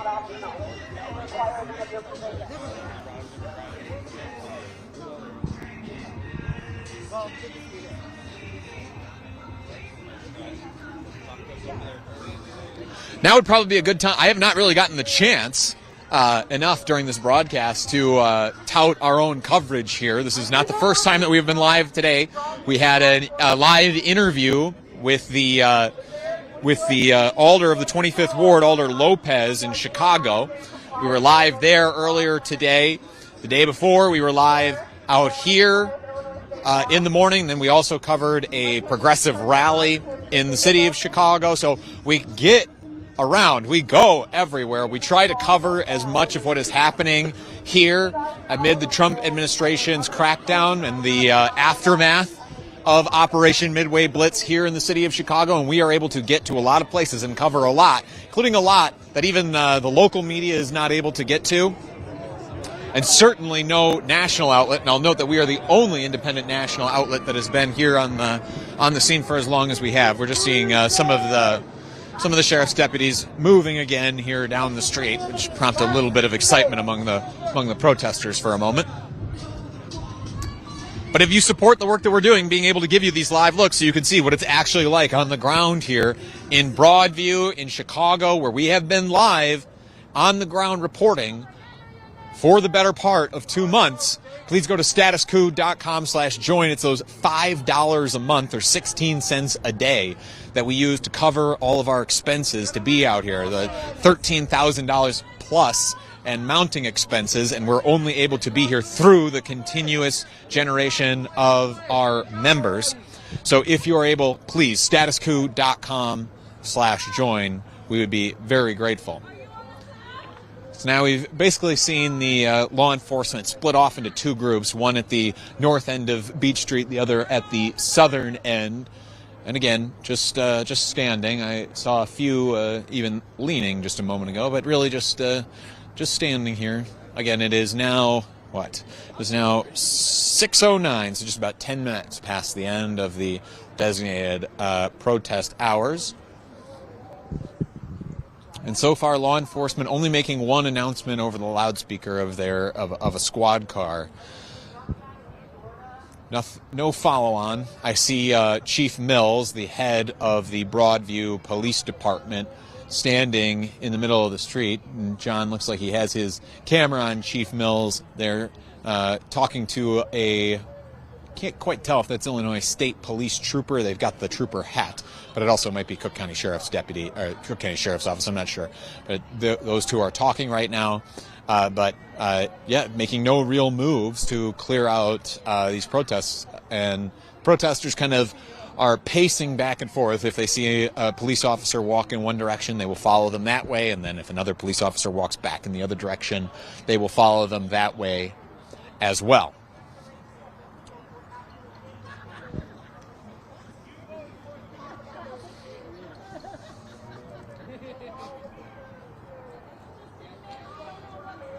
And it seems like the law enforcement is just taking the wait-and-see approach,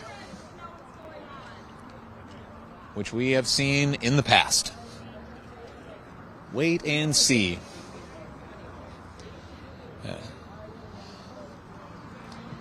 If they were One step up of escalation of this would be, for tactics that we have seen, is like we'll see like maybe 1 or 2 police officers walk over to the protesters and begin talking to them. The protesters usually try to reason with police, saying they just want to be allowed to demonstrate out here without the restriction of hours. The police say back, just citing the mayor's order out here, that the protest hours have ended, and there's usually a little bit of a back and forth negotiation where neither side gives very much. Oh, and we're seeing more law enforcement activity down there on the southern end of Beach Street. Just law enforcement again, kind of moving back to another position that they had taken up before.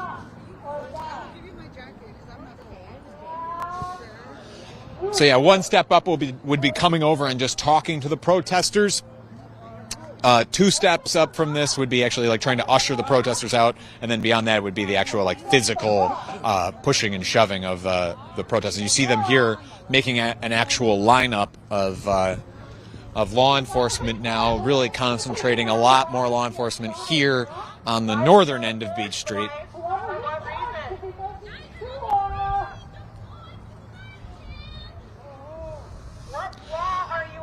And whenever I am watching this at this point in the night, I am just overcome with my sense of futility about what the fuck this is all really about. Why all of these law enforcement resources are being used just to end protesting at a given time. Like, the protesters just want to stand out here with their signs. In an ideal world, they'd stand a little bit closer to the building than they're being allowed to right now. But the protesters have been content to just stand here in the designated protest area. Right now, the protesters are leading a chant of "Fascists Go Home," directed at the law enforcement. But yeah, so much money has been spent now by Cook County, by the village of Broadview, and by the state of Illinois to enforce limitations on what is supposed to be a constitutional right to protest. And I'm looking out here and I am seeing how many families could be fed with the salaries and overtime equipment that we all see being used out here. Protesters now chanting "Leave now, leave now," much in the style of the move back chant that we will see state troopers use when they are physically pushing protesters. They will continuously chant at the protesters, "Move back, move back." Now the protesters chanting at the police, "Leave now, leave now." Yes. How many meals could this give children in school so that they aren't going hungry and that they can learn? How much health care could this afford for families in need? How much much improvement in schools and classrooms could all of this afford? Like I said, the futility of this exercise will drive you insane if you think about it too much.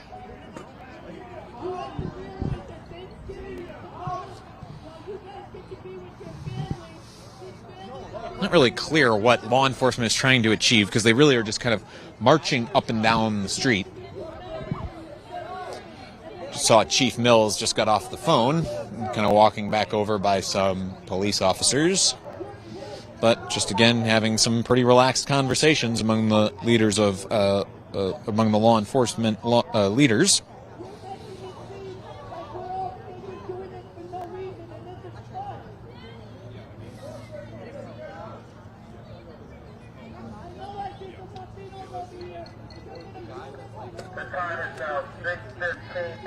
Shut the fuck up! The executive order was in place at 6 p.m. No one gives a fuck! Please exit the designated protest area northbound onto Lexington.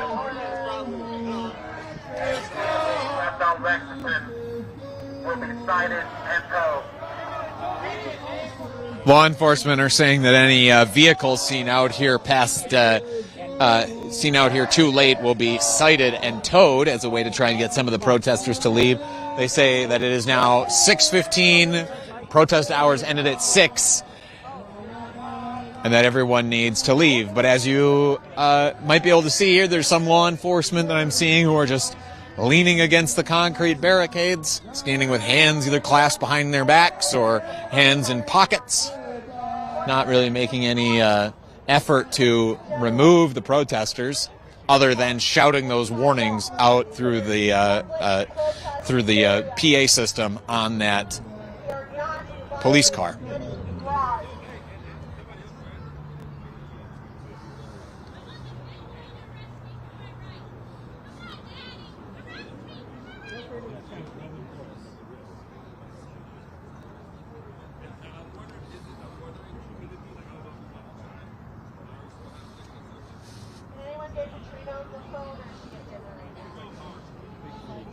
Protesters are asking over a bullhorn if somebody can get Katrina, referring to the mayor of Broadview, on the phone.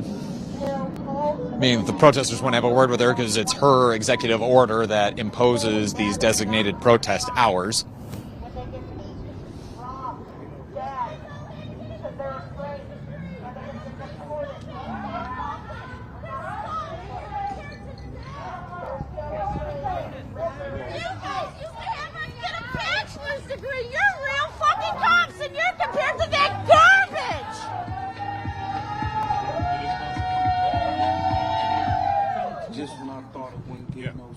Protests now playing music.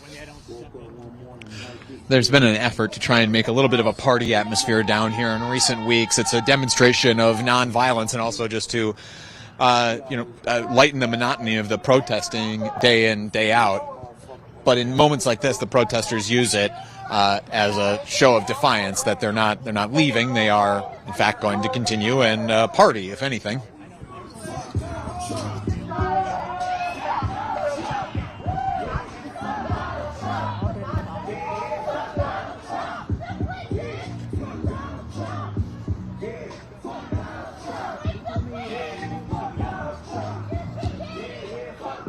And this is always what leaves John and I in an interesting position. We want to continue to cover everything out here, but you oscillate between wondering, is anything going to happen or not? And just when you think nothing's going to happen, that's when there's another flurry of law enforcement activity out here.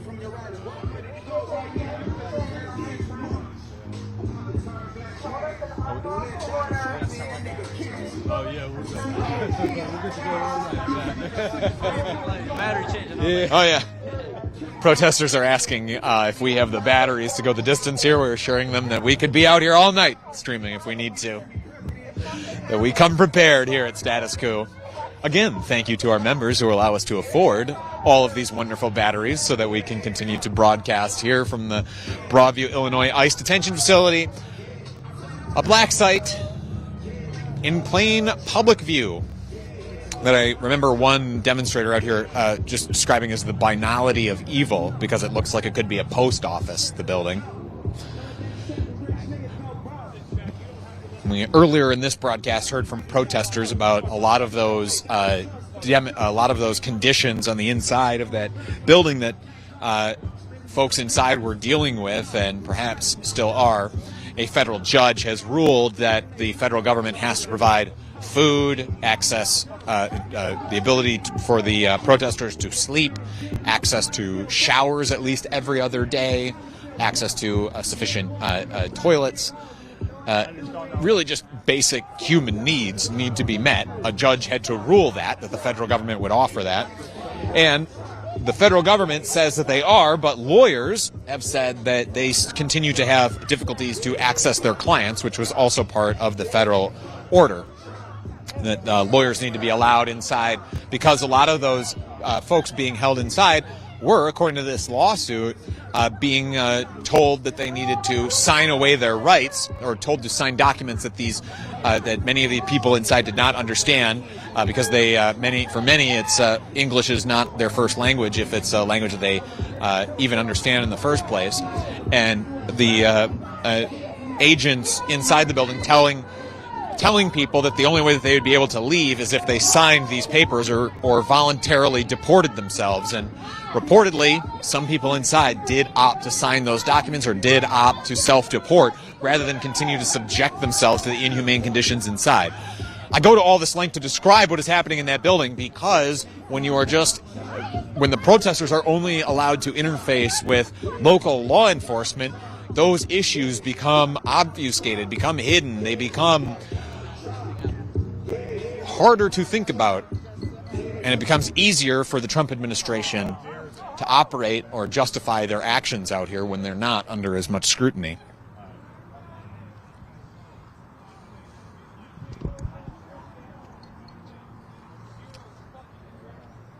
Remove your car scratches in 60 seconds or get your money back. Look, no cuts, no photos. We're now at 6:21 Central Time. Law enforcement still making no real moves. Chief Mills, who's the head of the Broadview Police Department, has been pacing around with his hands in his pockets. From what I've been able to really tell out here, from being out here day in, day out, it seems like when it comes to enforcing Broadview's local ordinance, or local executive order, that establishes these designated protest areas and protest hours, is that Mills is really the one calling the shots on when and how these protest areas are cleared out. And as I've said in recent weeks, he's tried to take more of a hands-off approach and let the protesters just peter themselves out.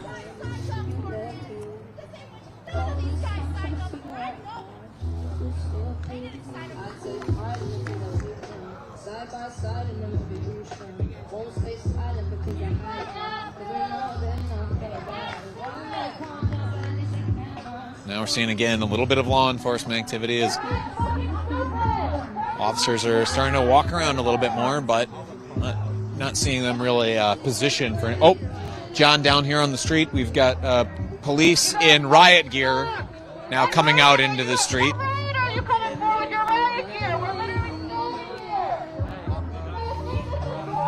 This again, familiar sight out here. Those police in riot gear. Sometimes it's state troopers, sometimes it's local police.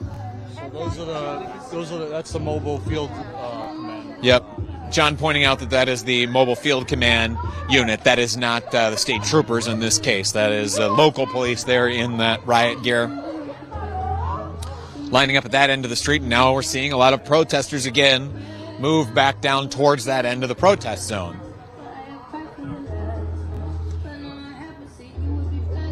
Without the ability to interface with federal law enforcement, the protesters will resort to expressing themselves towards local law enforcement. So if the local law enforcement has a heavy presence down on that end of the street where you see them now, that's where the protesters will go. Now I'll say there are many more police out here than there are protesters.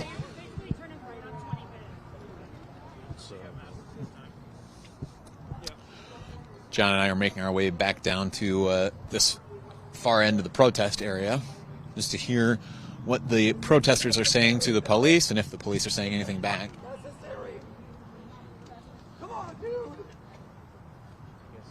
Protesters yelling out at Chief Mills, "Is this necessary? Is this really necessary?" Mills, this is a waste of fucking resources. You know this is not right. Look at these fucking people. These are fucking soldiers. Why are they here? Peaceful protest. You're the agitators. You're on the wrong side. Look at these fucking people. Why the aggression? You're escalating. Why the aggression again?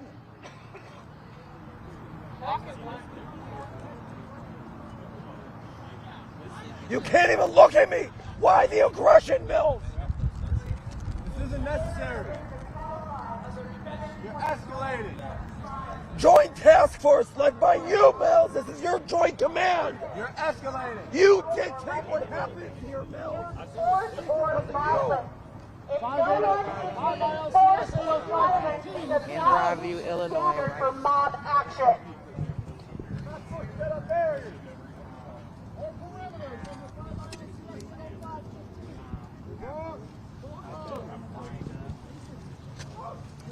Katrina Thompson's executive order is unlawful. It goes against the Illinois State Constitution, the U.S. Constitution, and the Illinois Attorney General Kwame Raoul's advisement on protester rights. There is no ability for a woman who runs a town of 8,000 people to sign a piece of paper and take away everyone's First Amendment rights. Not in this country. Oh, thank you. I really like what you do, and I really like how educated you are. It's important. Appreciate it. Because people just, they just listen to what someone tells them, and they never look into it. And, what you were saying.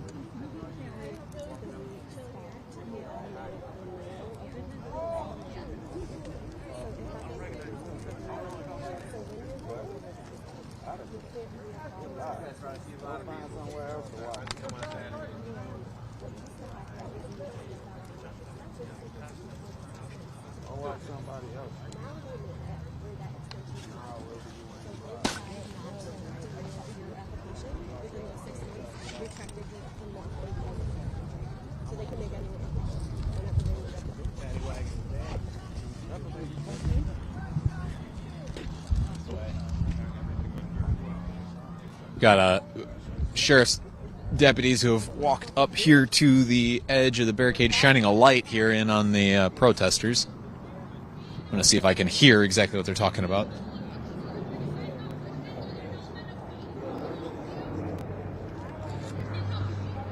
Can't hear what they were saying, but they're they're kind of following a group of protesters with their flashlight.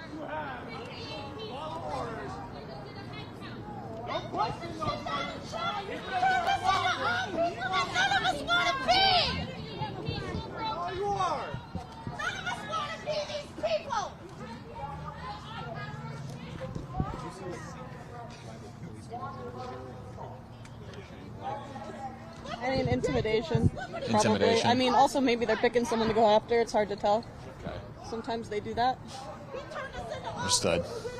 Yeah, the protester, I'm just asking some of the protesters here off to the side if they saw what led up to the law enforcement approaching the protest area and shining a light in on some of the protesters. Protesters saying they don't know, speculating that it could be that they're going after picking somebody to go after. We have seen at previous events, including just yesterday, where 21 people were arrested out here after clergy led an attempted march into the street here. In fact, right where our camera is pointing, basically, there was police just absolutely used a lot of force on those clergy.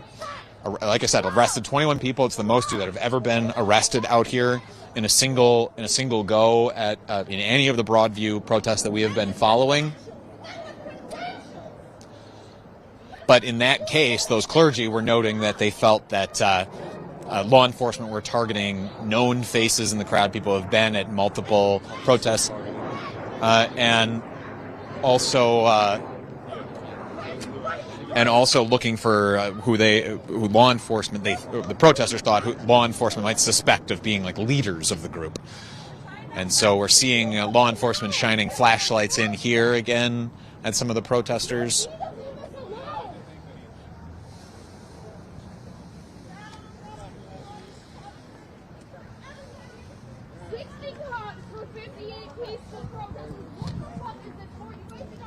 Protesters are yelling out the numbers here. That they're saying that there's 58 protesters and that there are 60 police officers.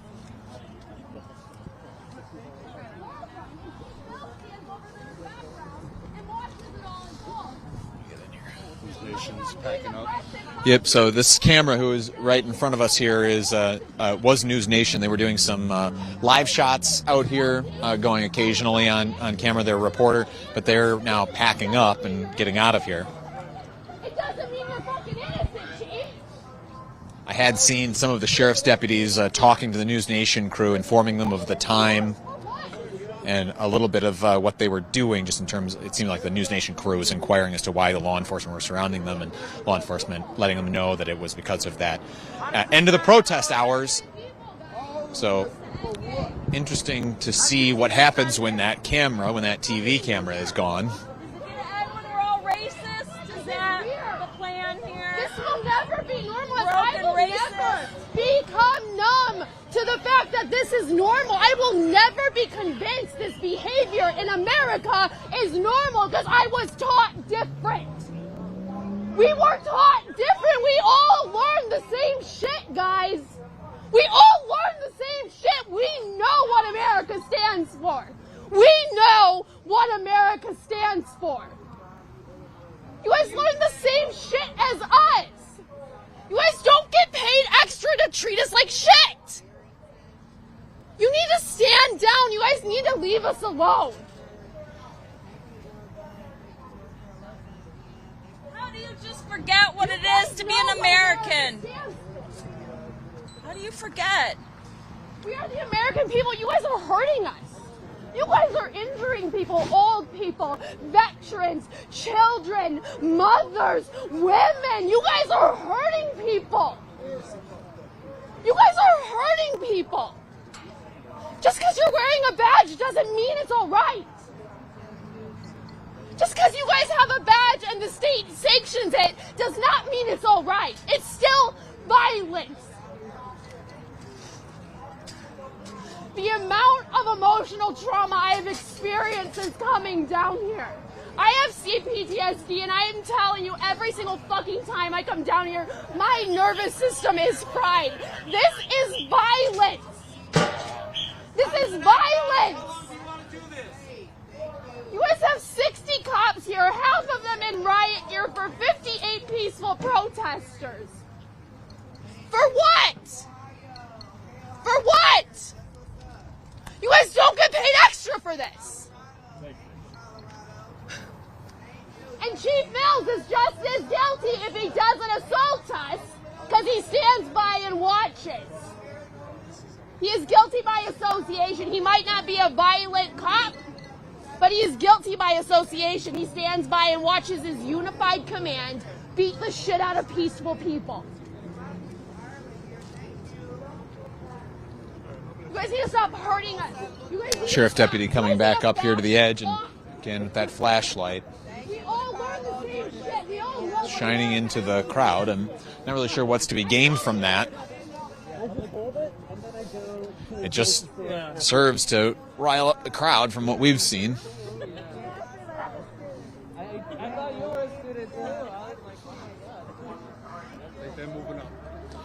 Yeah. Oh no, they're moving back. It looks like the police in riot gear are now pulling back.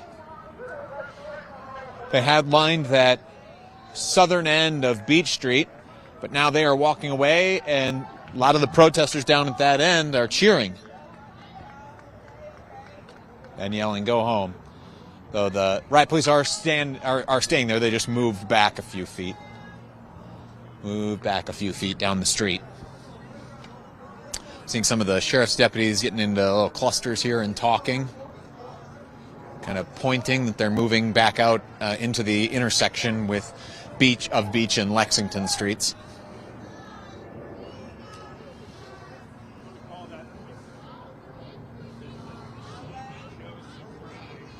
But yeah, looks like they're pulling back a little bit.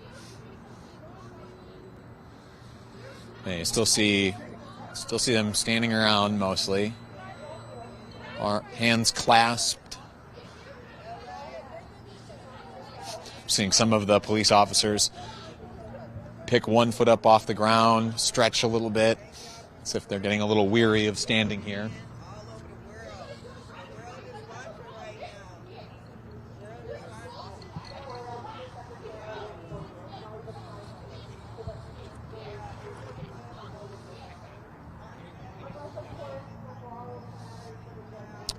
Chief Mills is talking to one of the protesters. I'm going to go down there and see if we can listen in a little bit.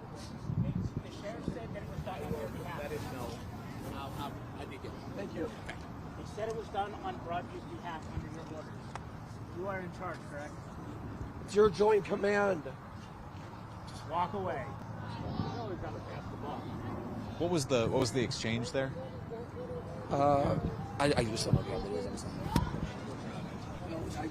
I was talking about Chief Mills, what happened here yesterday, and this thing that happened here yesterday. So, one of the officers was antagonizing me on my page, and so they told me to hit him with a direction, and so they told me to be careful what goes on from the officers. I got a cordial relationship with those, and you're your job, right? Chief, did you get word that ICE is leaving out of the facility? I just saw on the news that ICE is on. I know at least the National Guard is leaving. You guys get word if they're going to be leaving? The complicity is. Just talking to some of the, I was just talking to some of the protesters there off camera, trying to get a sense for what the conversations between Chief Mills and them have been like. It seems like the protesters are just expressing frustration about, again, the changing rules, the ever-changing rules about how things are going to be enforced out here and when. And the one protester right now yelling, "We're not angry towards you guys," meaning the local police. And they're saying that they want, as a reference to the fact that they want to be protesting the federal authorities that they are not allowed to get any closer to.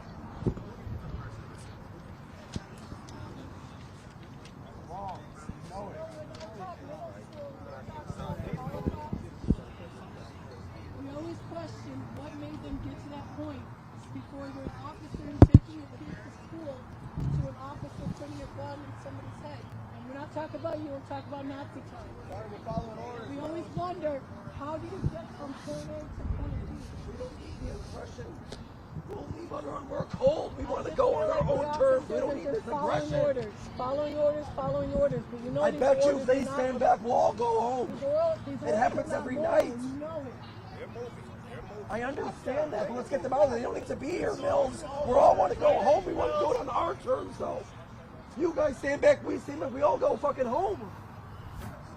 Like, there's no need for any of these resources to be out here right now.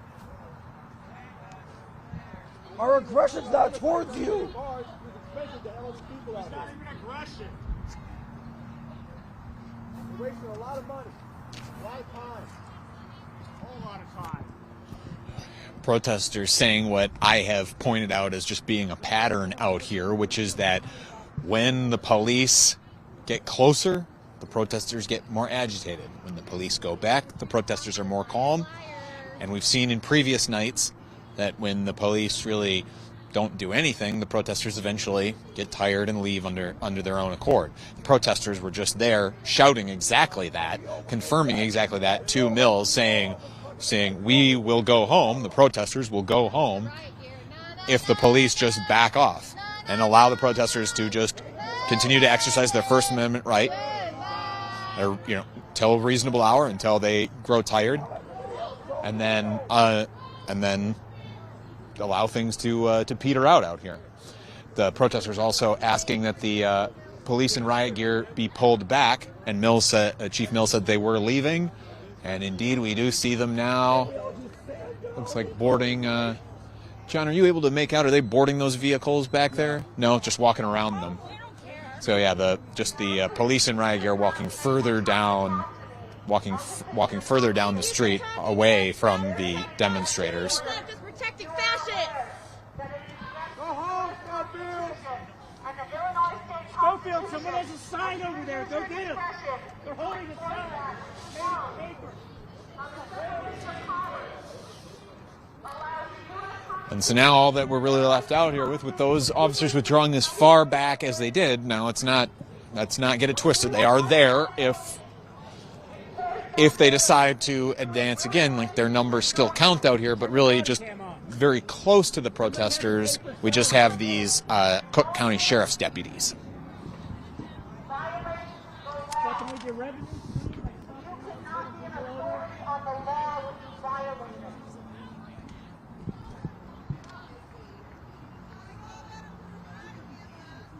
Got it all on video, too.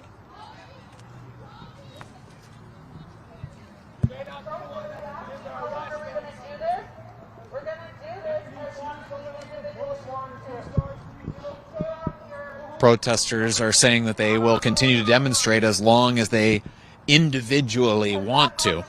and the Illinois State Constitution citing the U.S. and Illinois state constitutions as reasons that they should be allowed to do so.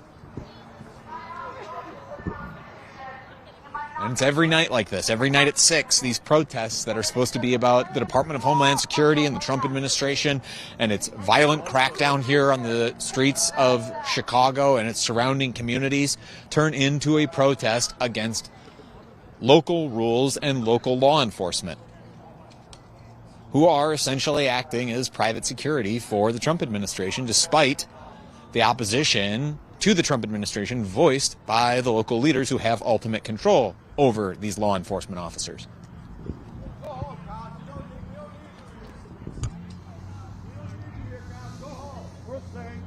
Now at 6:40, 40 minutes past the end of the curfew. They'll probably leave at 6:45 like they do every night.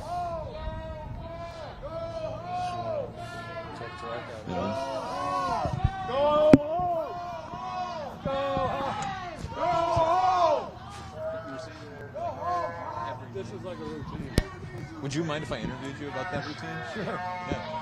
Yeah.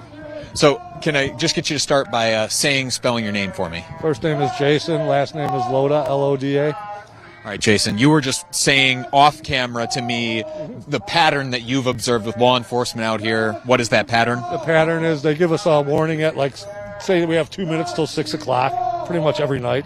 Happened last night. Then they say, you got to exit on Lexington. Then what they do is to try to get people to leave. Say if you parked on Lexington, your car is going to be towed. No one really leaves. Then at 6:10, they give you an announcement again that at 6:10, the curfew, exit north on Lexington. So around 6:30, say it again. So they know how to, at least they can tell time. I mean, that's good. And then all the guys lined up that were over there, right around 6:40, they dispersed. These guys should be dispersing probably in about 5-10 minutes. And that's what they've been doing. They did this last night. They did it Thursday night. And I come here at least 2 to 3 times a week. And it's been like this every time I've been here for the last 2 weeks. And so after they leave around that 6:45 time to the protest, then usually on their own just sputter out? Yeah. They stay. They choose to stay, and whenever anyone wants to leave, they leave. Yeah. What makes you feel content, like when you leave for the day? Like where are you like, okay, I just got to get out, you know, I'm ready to leave at this point? Like what is there a more acceptable time, a more acceptable way that this situation? When my stomach tells me and I get hungry. We all have human needs, and yeah, eventually that comes through. Can you tell me what's the message that you, like, aside from the local police here, which usually, you know, kind of intercede here between the protesters and that facility back there, what's the ultimate, like, message that you want to be delivering when you're not protesting against the local police here? The way the people are being treated inside that facility, inhumane, not getting food, obviously. There's a few bathrooms, overcrowded, that's for sure. There was a gentleman who was a U.S. citizen, and he got released, but he was in there for 2 days, and he ate a half a Subway sandwich because they wanted him to sign that paper. They try to trick people into signing that paper. That paper being the voluntary deportation that we have heard that folks are inside that building are encouraged to sign, even if they don't understand the document. Correct. Encouraged to sign, told you will remain here until you've signed that document. So that's what you want to be here protesting. Protesting, of course. Yeah, that's. I mean, and it's a civil thing. I mean, this is just ridiculous. Something that I've been asking is all of this pain that we've seen inflicted by the Trump administration here in Chicago and on the Chicagoland area. What I've been checking with protesters is this is your community, right? It hurts. Like, this is a major issue here in the Chicagoland area, and certainly one of the biggest stories in the country right now. Sure but to is. what extent do you see it as a distraction for the Trump administration from some of the other things that they are dealing with? I think about like the economic situation not being what the president wants. He's got a scandal brewing with the Epstein files. Like, how much do you see what's happening here as a distraction? Like a distraction for them? Oh, yep. As you kind of predicted here, we see the police moving. Now, are they leaving? We will see. Yeah, but I saw you drop that. So yeah, we see law enforcement walking back down the street. Protesters are chanting "Move back," as a mock again of what state troopers will chant. Shaking hands, so they are leaving. And it's 6:45. Calling it nearly to the minute. What time? In fact, to the minute. Hey, look at that. It's 6:45. Damn. 6:45 again. Oh, awesome. Yeah. So, you're seeing those law enforcement leave. Feelings when you actually see them like back off. I don't think they should be here to begin with. I mean, it's just a waste of our taxpayer money. There's no reason for them to be here. You guys have been here a lot. You see how violent we are, right? We're so violent, right? There's no reason for them to be here. Just in case anybody in our audience, this is your first stream ever out here at Broadview. Yes, these are largely peaceful protests. Yes, I am only joking. I am sorry. Yes. Good man. Before we got distracted there by the officers removing themselves, I'll just set you up with the question again. Wanted to know to what extent do you see the pain and suffering here out in the Chicagoland area as a distraction from the scandals like the Epstein files that the Trump administration is dealing with right now? Trump doesn't care about anything. There's no distraction for him. He's a Nazi. He doesn't care. Nothing distracts him. So if nothing distracts him... He does not care about anything. He has an excuse for everything. I don't believe anything distracts that guy. He's not a human being.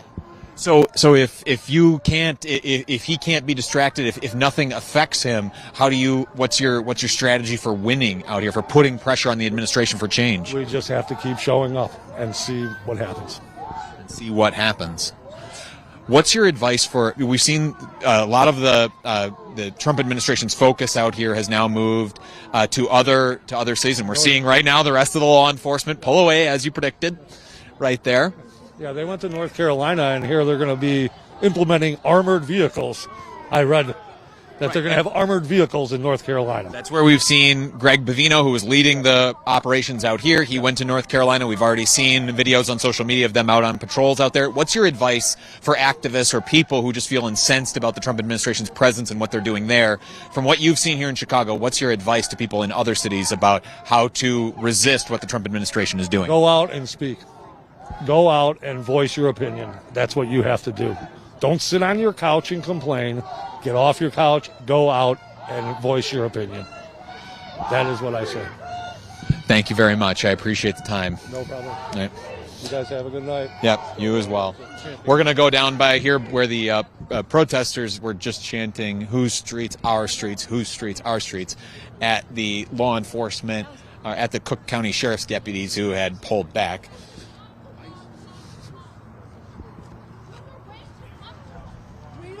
To live in Broadview to still be here to care for those people that were kidnapped and brought here.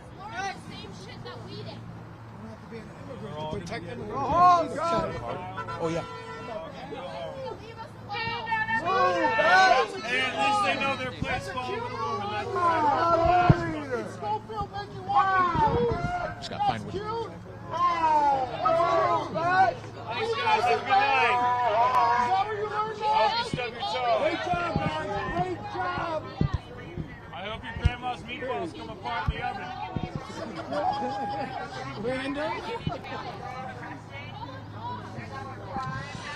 And so now all that's left up here is a handful of police officers. I'm seeing 1, 2, 3, 4, 5, 6, 7, 8, 9, 10, 11.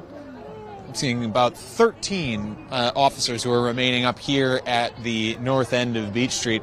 Everybody else walking off well to the south. So as we've just heard the protesters describe, that this is a pattern of how law enforcement handle what's happening out here. Kind of is a head scratcher as to what exactly they think is achieved by posturing the way they do if it doesn't make the protests end.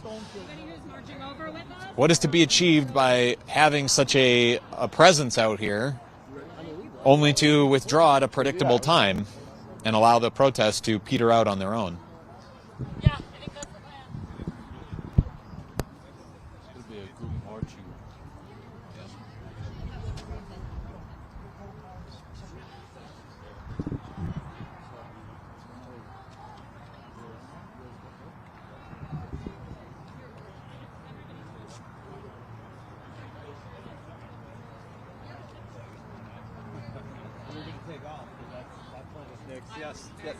Yes, we are. Thank you for the information. All right. We might follow. We're just looking here out towards the southern end of the protest area, where the last few protesters are keeping vigil. There's still a sizable group up to the north end of the protest area, but just a few remaining closer to the Broadview detention facility.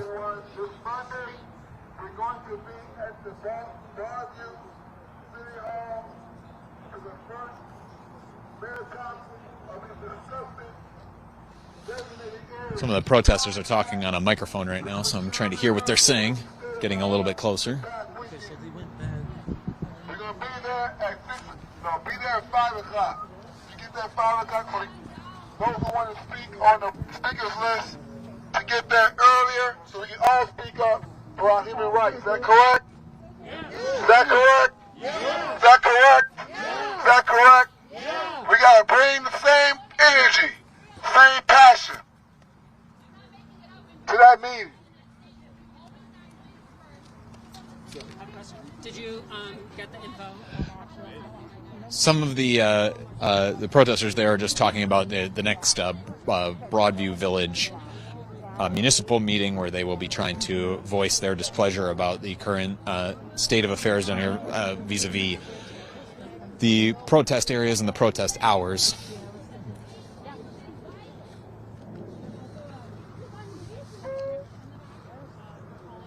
You guys are looking a whole lot like the actual bad guys.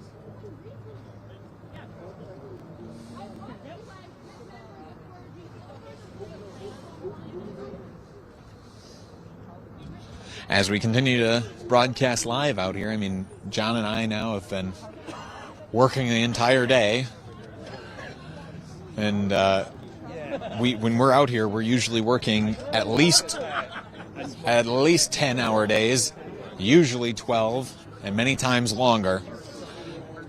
So we try to be everywhere. We try to cover everything when we can, be where we can. But we're only able to do any of this thanks to our subscribers. So if you've been following along with us for the last many hours of this free coverage that we ostensibly offer, we would ask that you help keep us advertising dollar free. We really appreciate the ability that we have to not be beholden to corporate interests, not beholden to political interests, not be beholden to the rich, the powerful. We can be a truly independent voice out here showing you what things are like on the ground.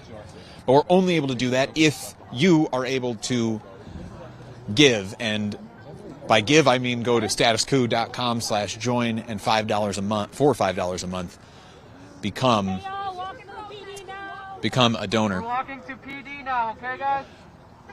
A lot of the demonstrators are getting ready to march to the police department, where what I've heard is that they are looking to deliver some complaints about how officers have been conducting themselves out here with regards to the protests.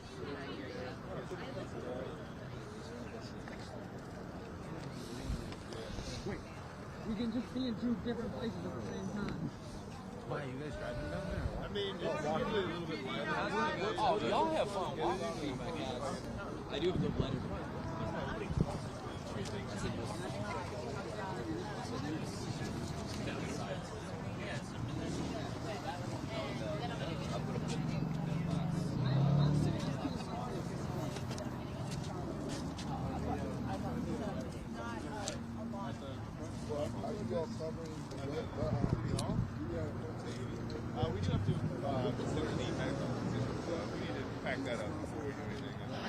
A group of the protesters just left to go to the police department, where they were going to deliver some signed complaints. And it looks like some of the law enforcement are rolling out as well to follow those protesters. They're following after people going to the police department? Yeah. And we'll follow along too, just to see how things develop here.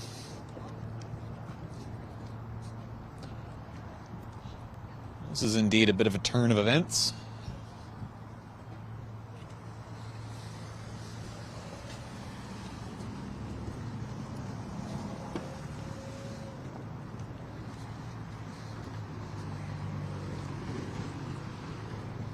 So we're walking down Lexington Street right now.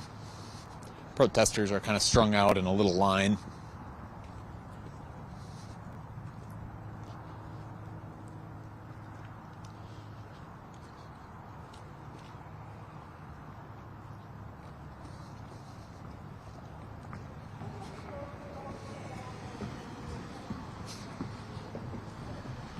And we're watching several law enforcement vehicles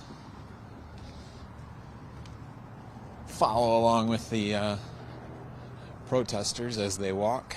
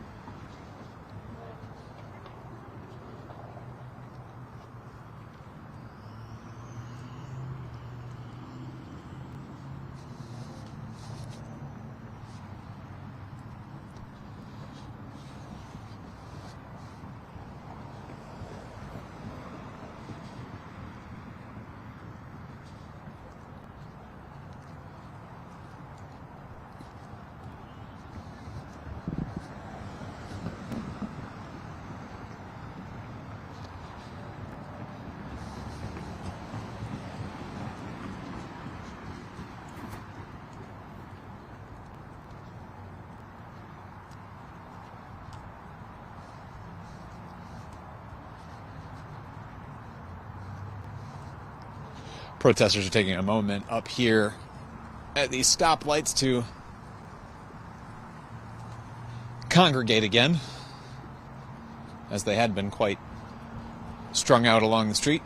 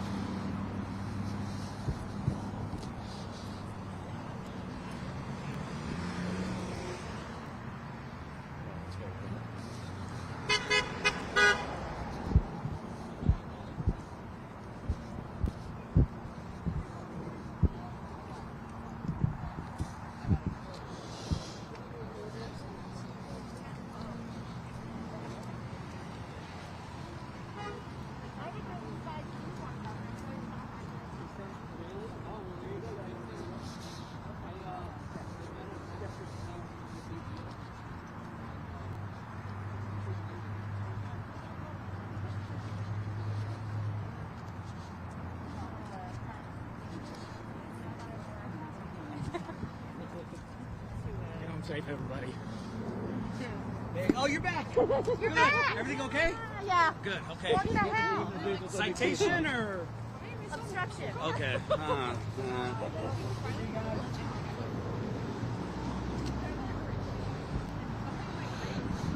Protesters are walking north up 25th.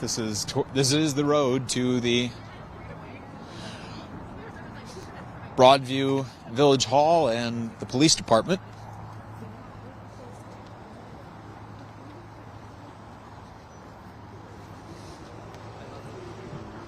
Yeah, really. I don't know who any of y'all are. I'm just somebody who's getting trolled. Are you really? I know. Hey, is there? I don't know if you want to talk about the barricades. Sure. Good. You?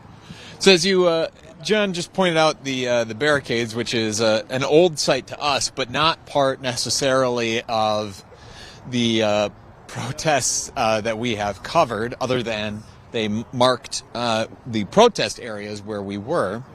But over here, this entire length of the street, just about, is lined with these concrete barricades off to the sides of the road. And it really makes Broadview and Mayville, which is the adjoining community here on this side of the street where we are standing, look like like some sort of military installation or a war zone.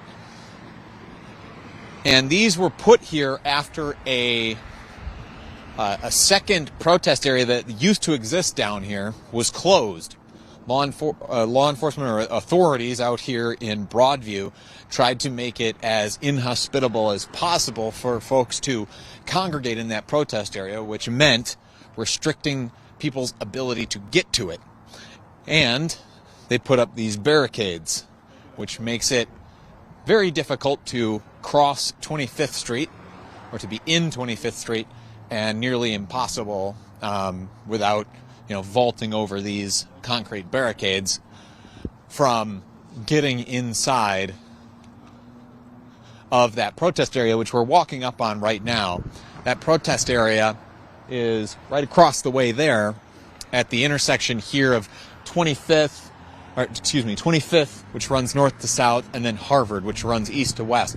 And this street here, Harvard, allows access to the Broadview, Illinois ICE detention facility. In fact, this is the way where that a lot of ICE vehicles enter and exit. They don't go past the protesters. They don't need to. They can come out this way, which is why in previous broadcasts I've always called out whenever we do see an ICE vehicle drive past, because it's usually, you can interpret it as being intentional, because the feds could just as easily drive around the corner and enter over here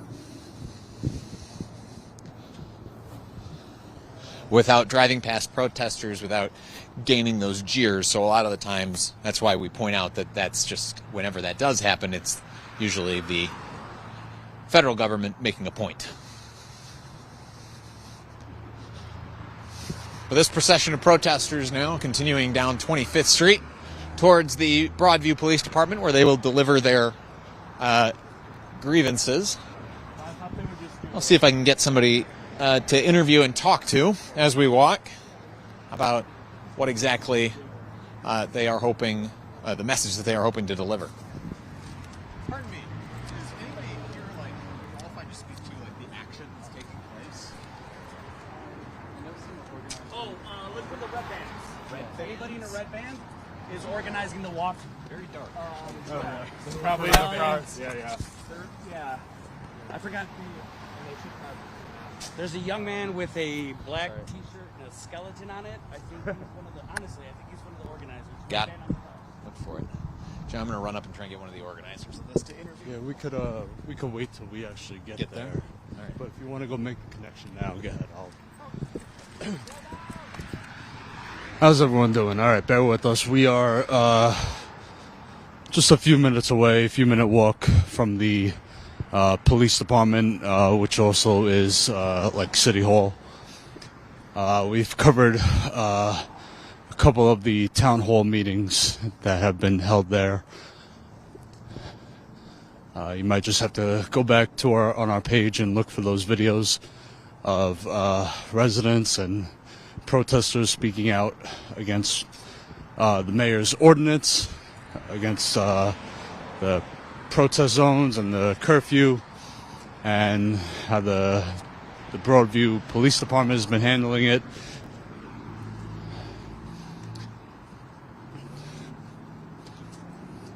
So JT is making connection now with some of the organizers. They're going to be delivering a document, maybe some demands to the police department. We're going to get some information on that. There you go. Yeah, I was just speaking to some of the organizers of this action. They've told us that they will give us an interview as soon as we get to the Broadview Police Department, which is coming up here.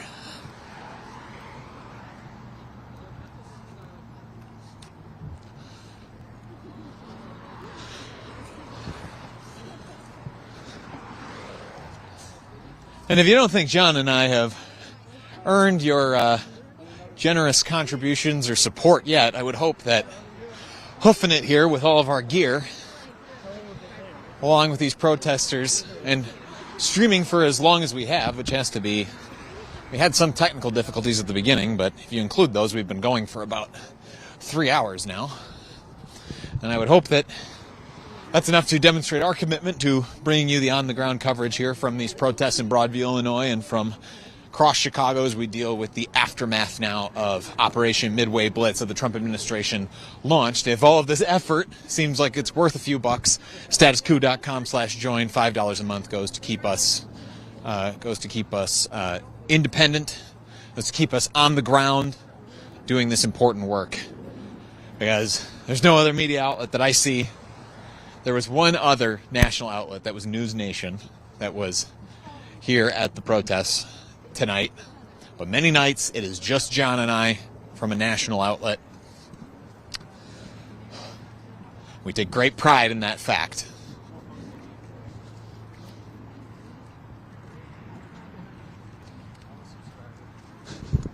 Well, thank you.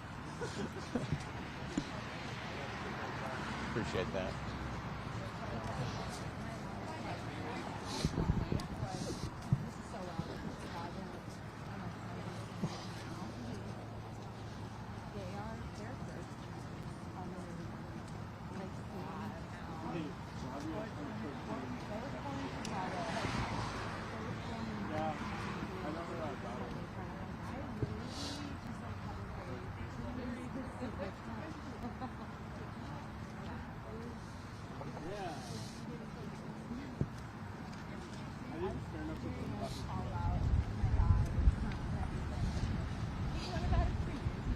Now, coming up on the intersection of Roosevelt and 25th, so we are several blocks now from the detention facility.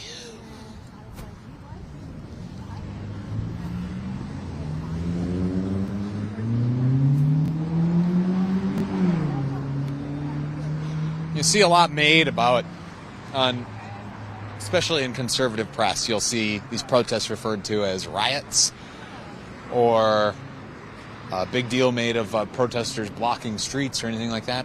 I'll note that we are not seeing that here. Not seeing that now. Nor do we see that most any night. Protests are largely peaceful, and to the extent that they really violate any rules, any laws, it is really just the protest ordinance or the protest executive orders that have been imposed by the Village of Broadview and meant to limit those protests. The protesters just want to be allowed to protest how they were able to before the imposition of those restricted protest areas and those restricted protest hours.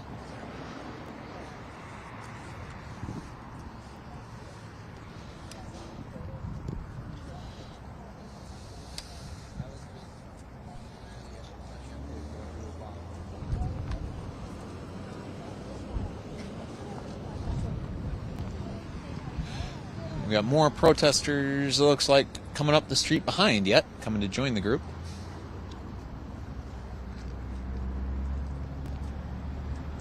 This demonstration has gained some steam as we've gone along.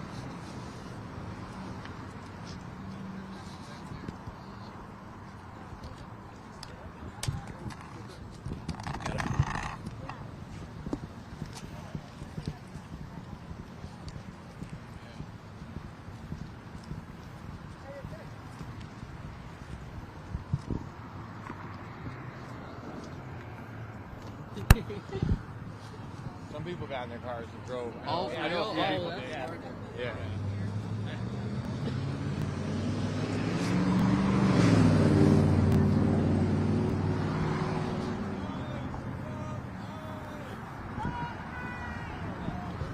Hearing passing cars yell "fuck ICE" out the window, and the protesters now yelling it back and holding up solidarity fists.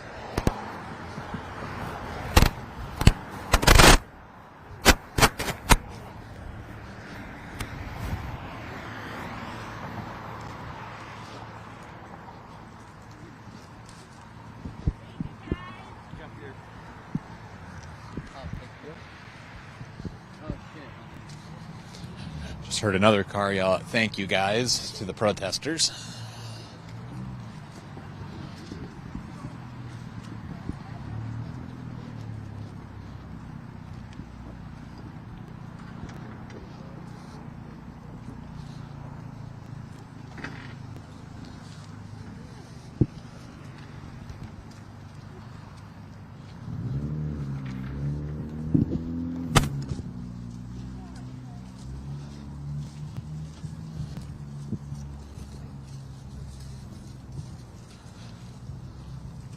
Certainly getting my steps in today as a reporter. A lot of times John and I spend our days rolling around in the car. Good exercise, I guess.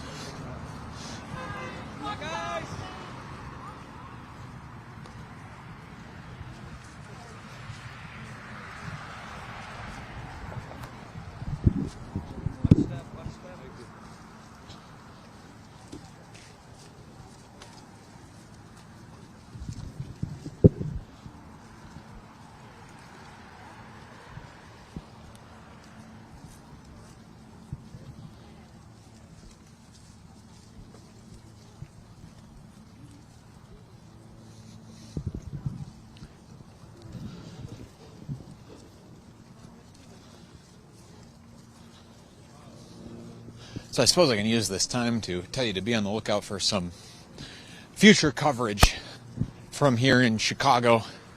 It's tomorrow morning. John and I will be in church, but we will still be working. We will be going up to a church in Evanston, Illinois, because yesterday a group of faith leaders led a demonstration out of the Broadview, Illinois ICE detention facility. And as part of that demonstration, yep, there are police up here.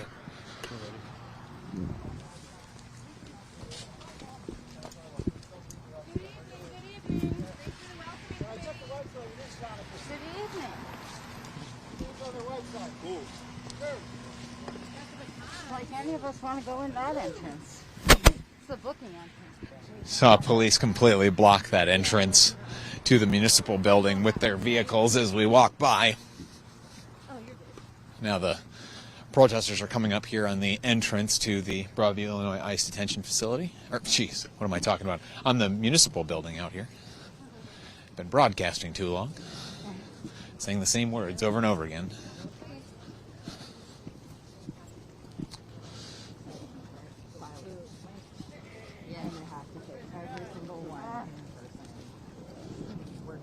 But yes, John and I will be in a church tomorrow because some of the faith leaders who led yesterday's demonstration that ended with 21 arrests, I believe the most we've seen in a single day out here. I see more law enforcement out here at the front of the municipal building. Get the camera here, or the microphone close so you can listen in if there's any interaction between law enforcement and the protesters.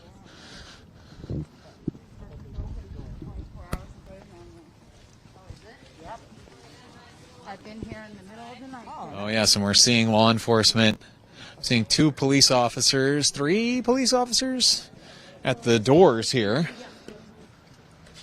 Going with the, oh, and Chief Mills is here as well.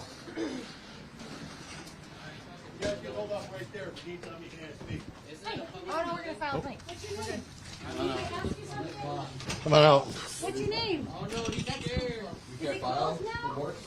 Come on. No, we're closed. Come back at regular hours. No, so I actually called in advance. Okay, we'll get you in a minute. All right.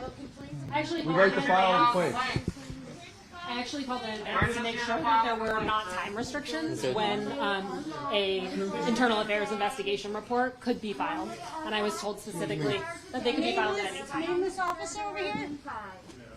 And under Illinois state law, you are required to take internal affairs investigation reports from anyone who files them. So here we are. Call, we'll get a police car over here and we'll have one in the lot in a minute and we'll take your report. Great. Right? That sounds just phenomenal. wait right out there and we'll be right there. Yep. Thank you. I want to uncover your badge. Look, that is uncle. Your name. Oh, there you Yeah. go. Thank you. What's his name? What's your name? Hello? Yes. And Beatty. Thank you. You got it? Yeah. Good. Thank you. Thank you. We'll have a car here in a minute for you. Great. What are the hours? Just out of curiosity.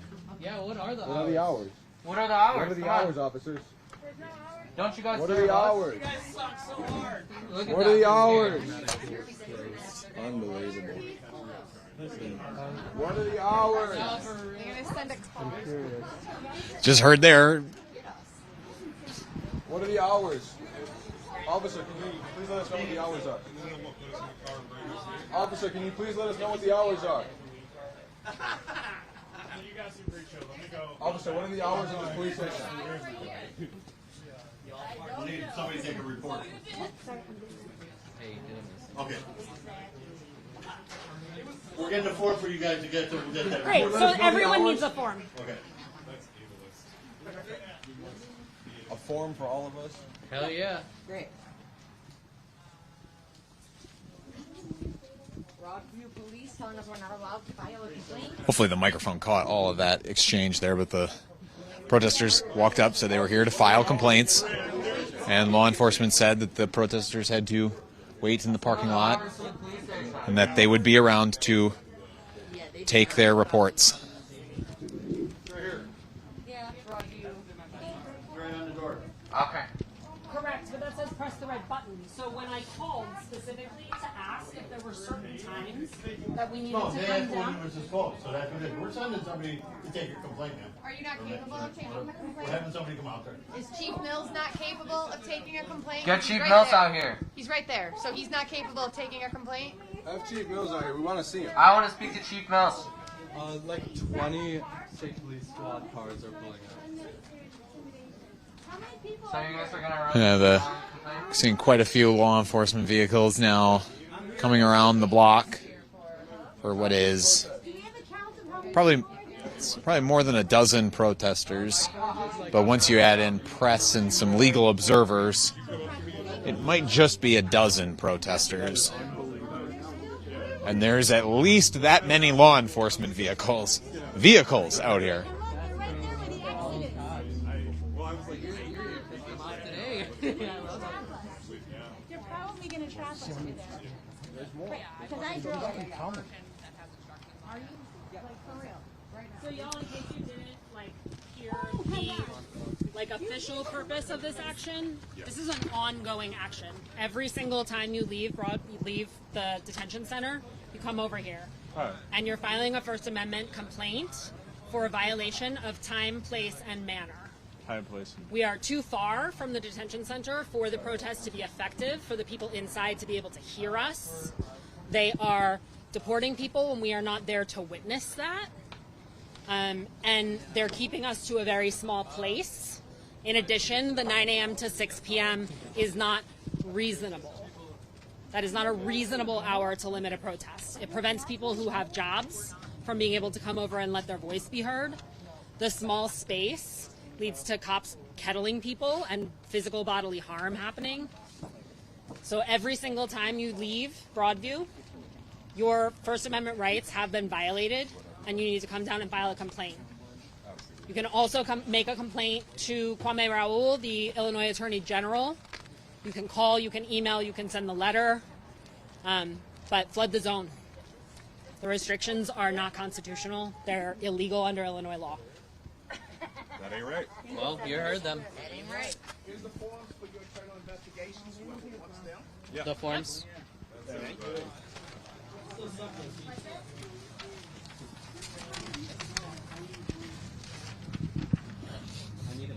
Chief Mills is handing out internal investigation forms. We brought pens. Oh. Good. Yeah, we have a bunch of pens. Here you go. She asked something. When you're done, you can I don't know either. turn them all Just in. write something. We'll take it and we will forward it to the appropriate person. Wait, I need more. She has it. You guys have reading glasses by any chance? I need one. Mills, can I use your glasses? I can't see it.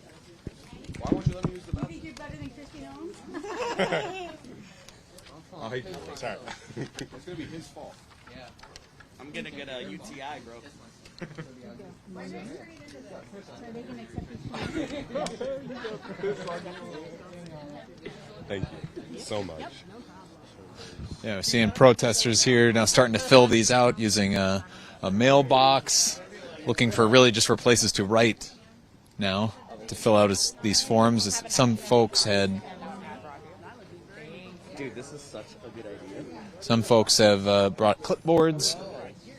There are several of them circulating.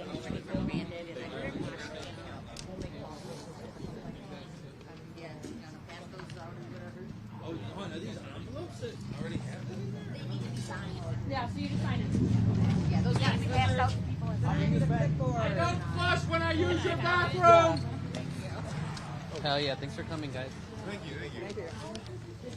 I used to have a pen. To file like the same. Just to ask them to start trying to make sure that they get 100, 200, 300 letters. Yeah, these are filled out. Do you have more pens?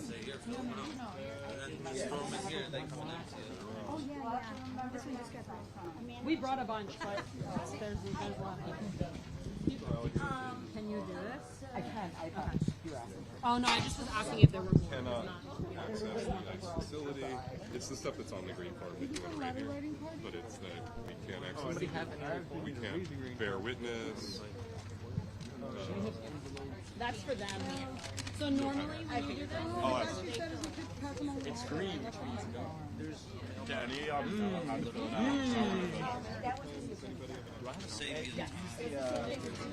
So this is bachelor. What is in my pocket? It's a letter, right? Well, hold on.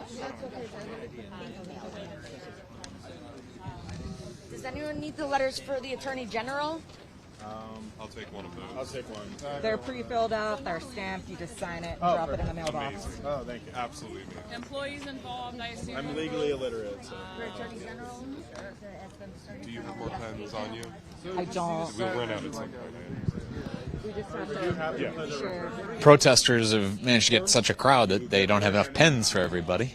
Do you have an extra paper? And what they're doing is they're all filling out internal complaint forms, which are meant to be lodging complaints about the Guess I like you. manner and hours that they are allowed to demonstrate outside of the Broadview, Illinois ICE detention facility. See the troopers in that little section. John's pointing out that there's some law enforcement who are now just across the parking lot here from the Village of Broadview Municipal Building. Just standing there making gestures out towards the protesters. I wouldn't need a stack of these to fill if I filled it up with I note that the most unruly the protesters have gotten have been to make some sarcastic comments towards the chief of police out here. So I really doubt that robust of a law enforcement presence is going to be needed.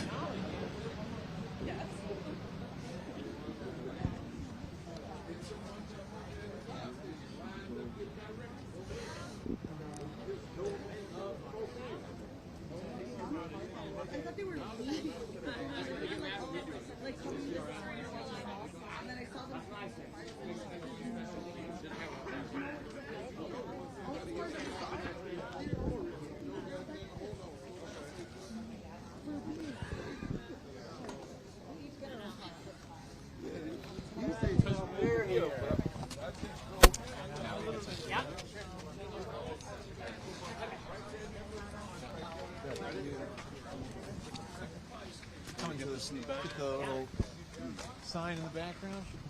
For a good backdrop. How close do you want us, John, right here? All right, so I'll just have you face towards the camera. I'll kind of stand to a side here. I'll hold the microphone for you. Talk to me and not the camera. It's all right if you glance at it. Just trying to stare it down is the only thing. So if I could first have you start just by spell your name for me. Larkin Fanelli, Larkin Fanelli. So, Larkin, what are we doing here at the Village of Broadview Municipal Building? Yeah, so we're basically asserting that the restrictions on time, manner, and place at the Broadview Detention Center are unlawful. They are too narrow. They restrict the protected First Amendment right to protest. They're saying that the protest hours are from 9 a.m. to 6 p.m. They are taking people in and out of the facility far outside of those hours. A 6 p.m. cutoff means that people who work a typical job can't come down to make their voice heard after work. It invalidates the purpose of the protest, which is to be able to observe what's happening. They've moved everyone so far away from the detention center that our voices can't be heard by the people inside anymore. They're not feeling that solidarity of the protesters the way that they were in the beginning. And we know that they were because people who had been there and have been released have told us we could hear you guys outside. It was great to know that people had our back. And now we're too far away. They can't hear us anymore. Additionally, the small area, we can't see the facility. The facility can't hear us. We're too far removed. It's too small of a space. They have the street closed, and yet we're not allowed to be in the street, which makes no sense. It's not a residential area. There's no reason why 6 p.m. is a reasonably lawful time for that cutoff. Nobody's doing anything illegal. The protests are wildly peaceful. The only time that any issues happen is when there's kettling and chemical weapons and rubber bullets and, sponge grenades being shot at people. So I assume that what you don't want to spend your time doing this. You'd rather be demonstrating directly outside of that detention center, where we have heard about some of those conditions inside the facility, about what it is like in there right now. What is the message that you want to be spending your time delivering? I mean, we would like for the people who are being held in like horrific conditions to be released. I think that that's what everyone wants. We would like, ICE and CBP and all the feds to get out of Chicago. We didn't have problems here before they showed up. You say you think that that's what everybody wants. Clearly not the Trump administration. Well, that's very true. I meant everybody who's involved here. And the vast majority of Chicago and Chicagoland residents, even folks who aren't here necessarily protesting, largely because of the very restricted hours of protest. So we were hearing you tell people that, hey, this is an everyday thing now. You're going to come down here and deliver this message. I had been in the some of the earlier days of the protests. I had been asking protesters if, hey, do you have the wherewithal to go the distance here against the Trump administration? Do you have the wherewithal to come down here daily until your demands are met from the village of Broadview? Yeah, absolutely. Not even a waiver there. No. I mean, like, our protest down there has been made ineffective by these free speech violations. So it's a better use of our time to come down here and force them to, investigate and change the restrictions on the protest than to be down there where the protest is ineffective.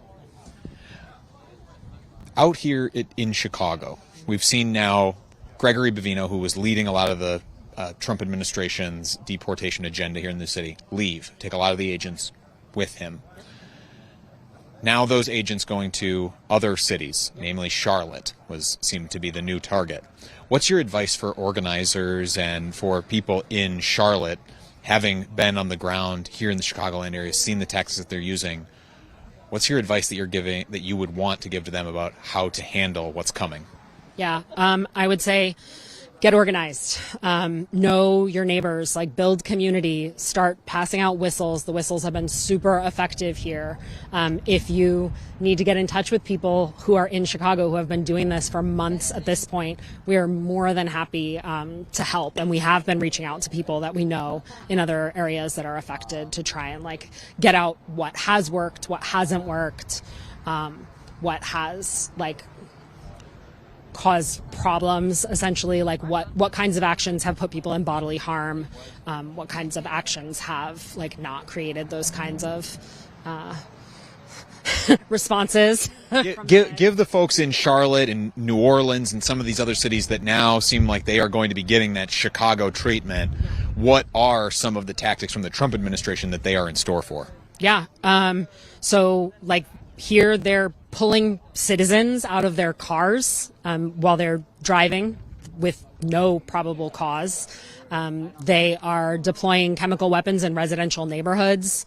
Lots of my friends have been hit with batons, sponge grenades, rubber bullets, every kind of, pepper spray directly into your car, literally just for driving down the street. Throwing people to the cement, stomping on people's heads, pretty much anything goes. And we've, seen Bovino on camera saying repeatedly, do whatever you want, handle this however you'd like, to his guys. We've caught that on camera numerous times. So all that pain and suffering that you're describing there, to what extent do you see it as it's tough to be standing here in Chicago and say Chicago is a distraction, but when the administration is facing things like the president got elected on fixing the economy is not fixed by any measure.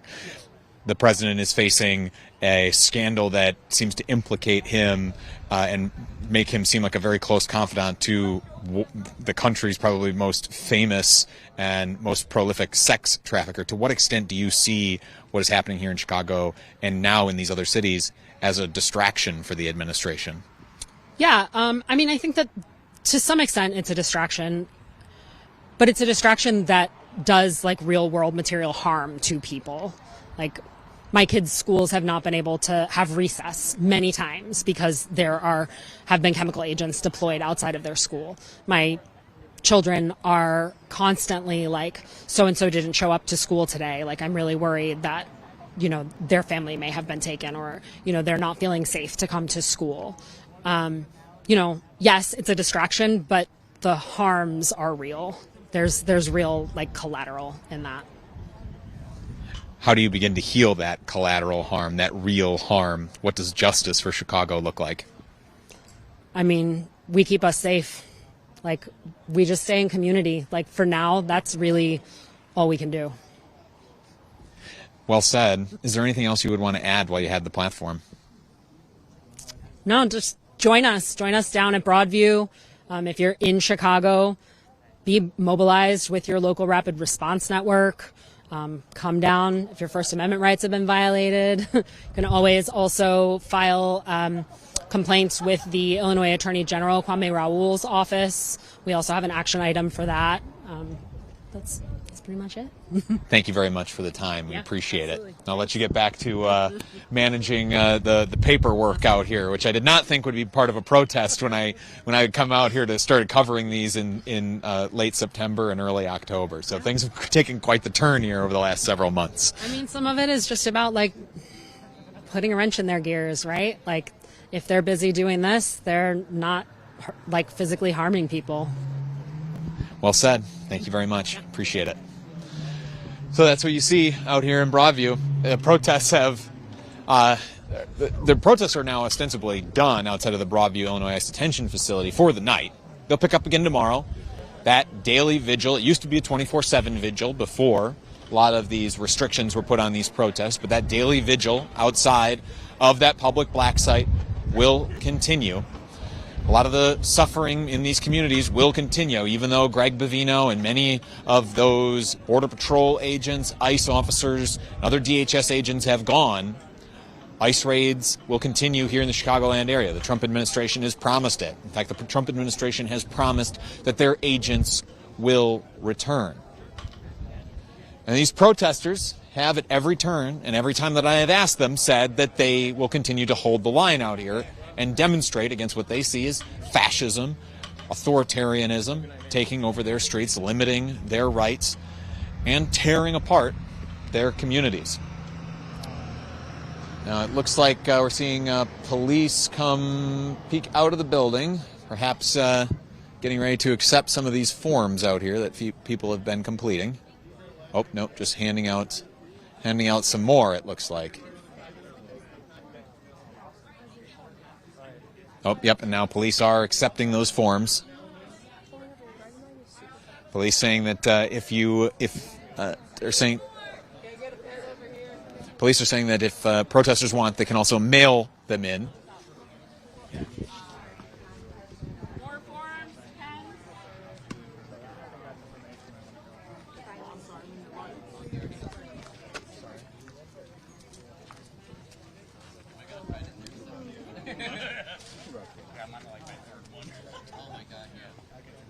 All right.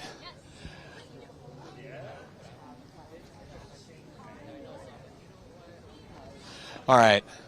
We have been going here for the last 3.5 hours that we have been streaming out here in Broadview. So with things calming down, police now accepting these forms out here, I think this is where we're going to draw our coverage for the day to an end. But as I said, John and I will continue to be on the ground here. Thanks to your contributions, statuscoup.com/join. If you've been following with us through all of the reporting that we have done here on the ground in Chicago, all the places that we have been able to be where a lot of the mainstream and corporate press has not been able to go and say the things that corporate press is not willing or able to say because of the compromises that they make by taking corporate ad dollars or billionaire investments. If what we do here is important to you, please go to statuscoup.com/join. $5 a month supports our on-the-ground reporting and keeps us here in Chicago, as we have been here for going on 2 months now. For now, in Broadview, I'm JT Cestkowski. On behalf of myself, John, and the whole team at Status Coup, good night.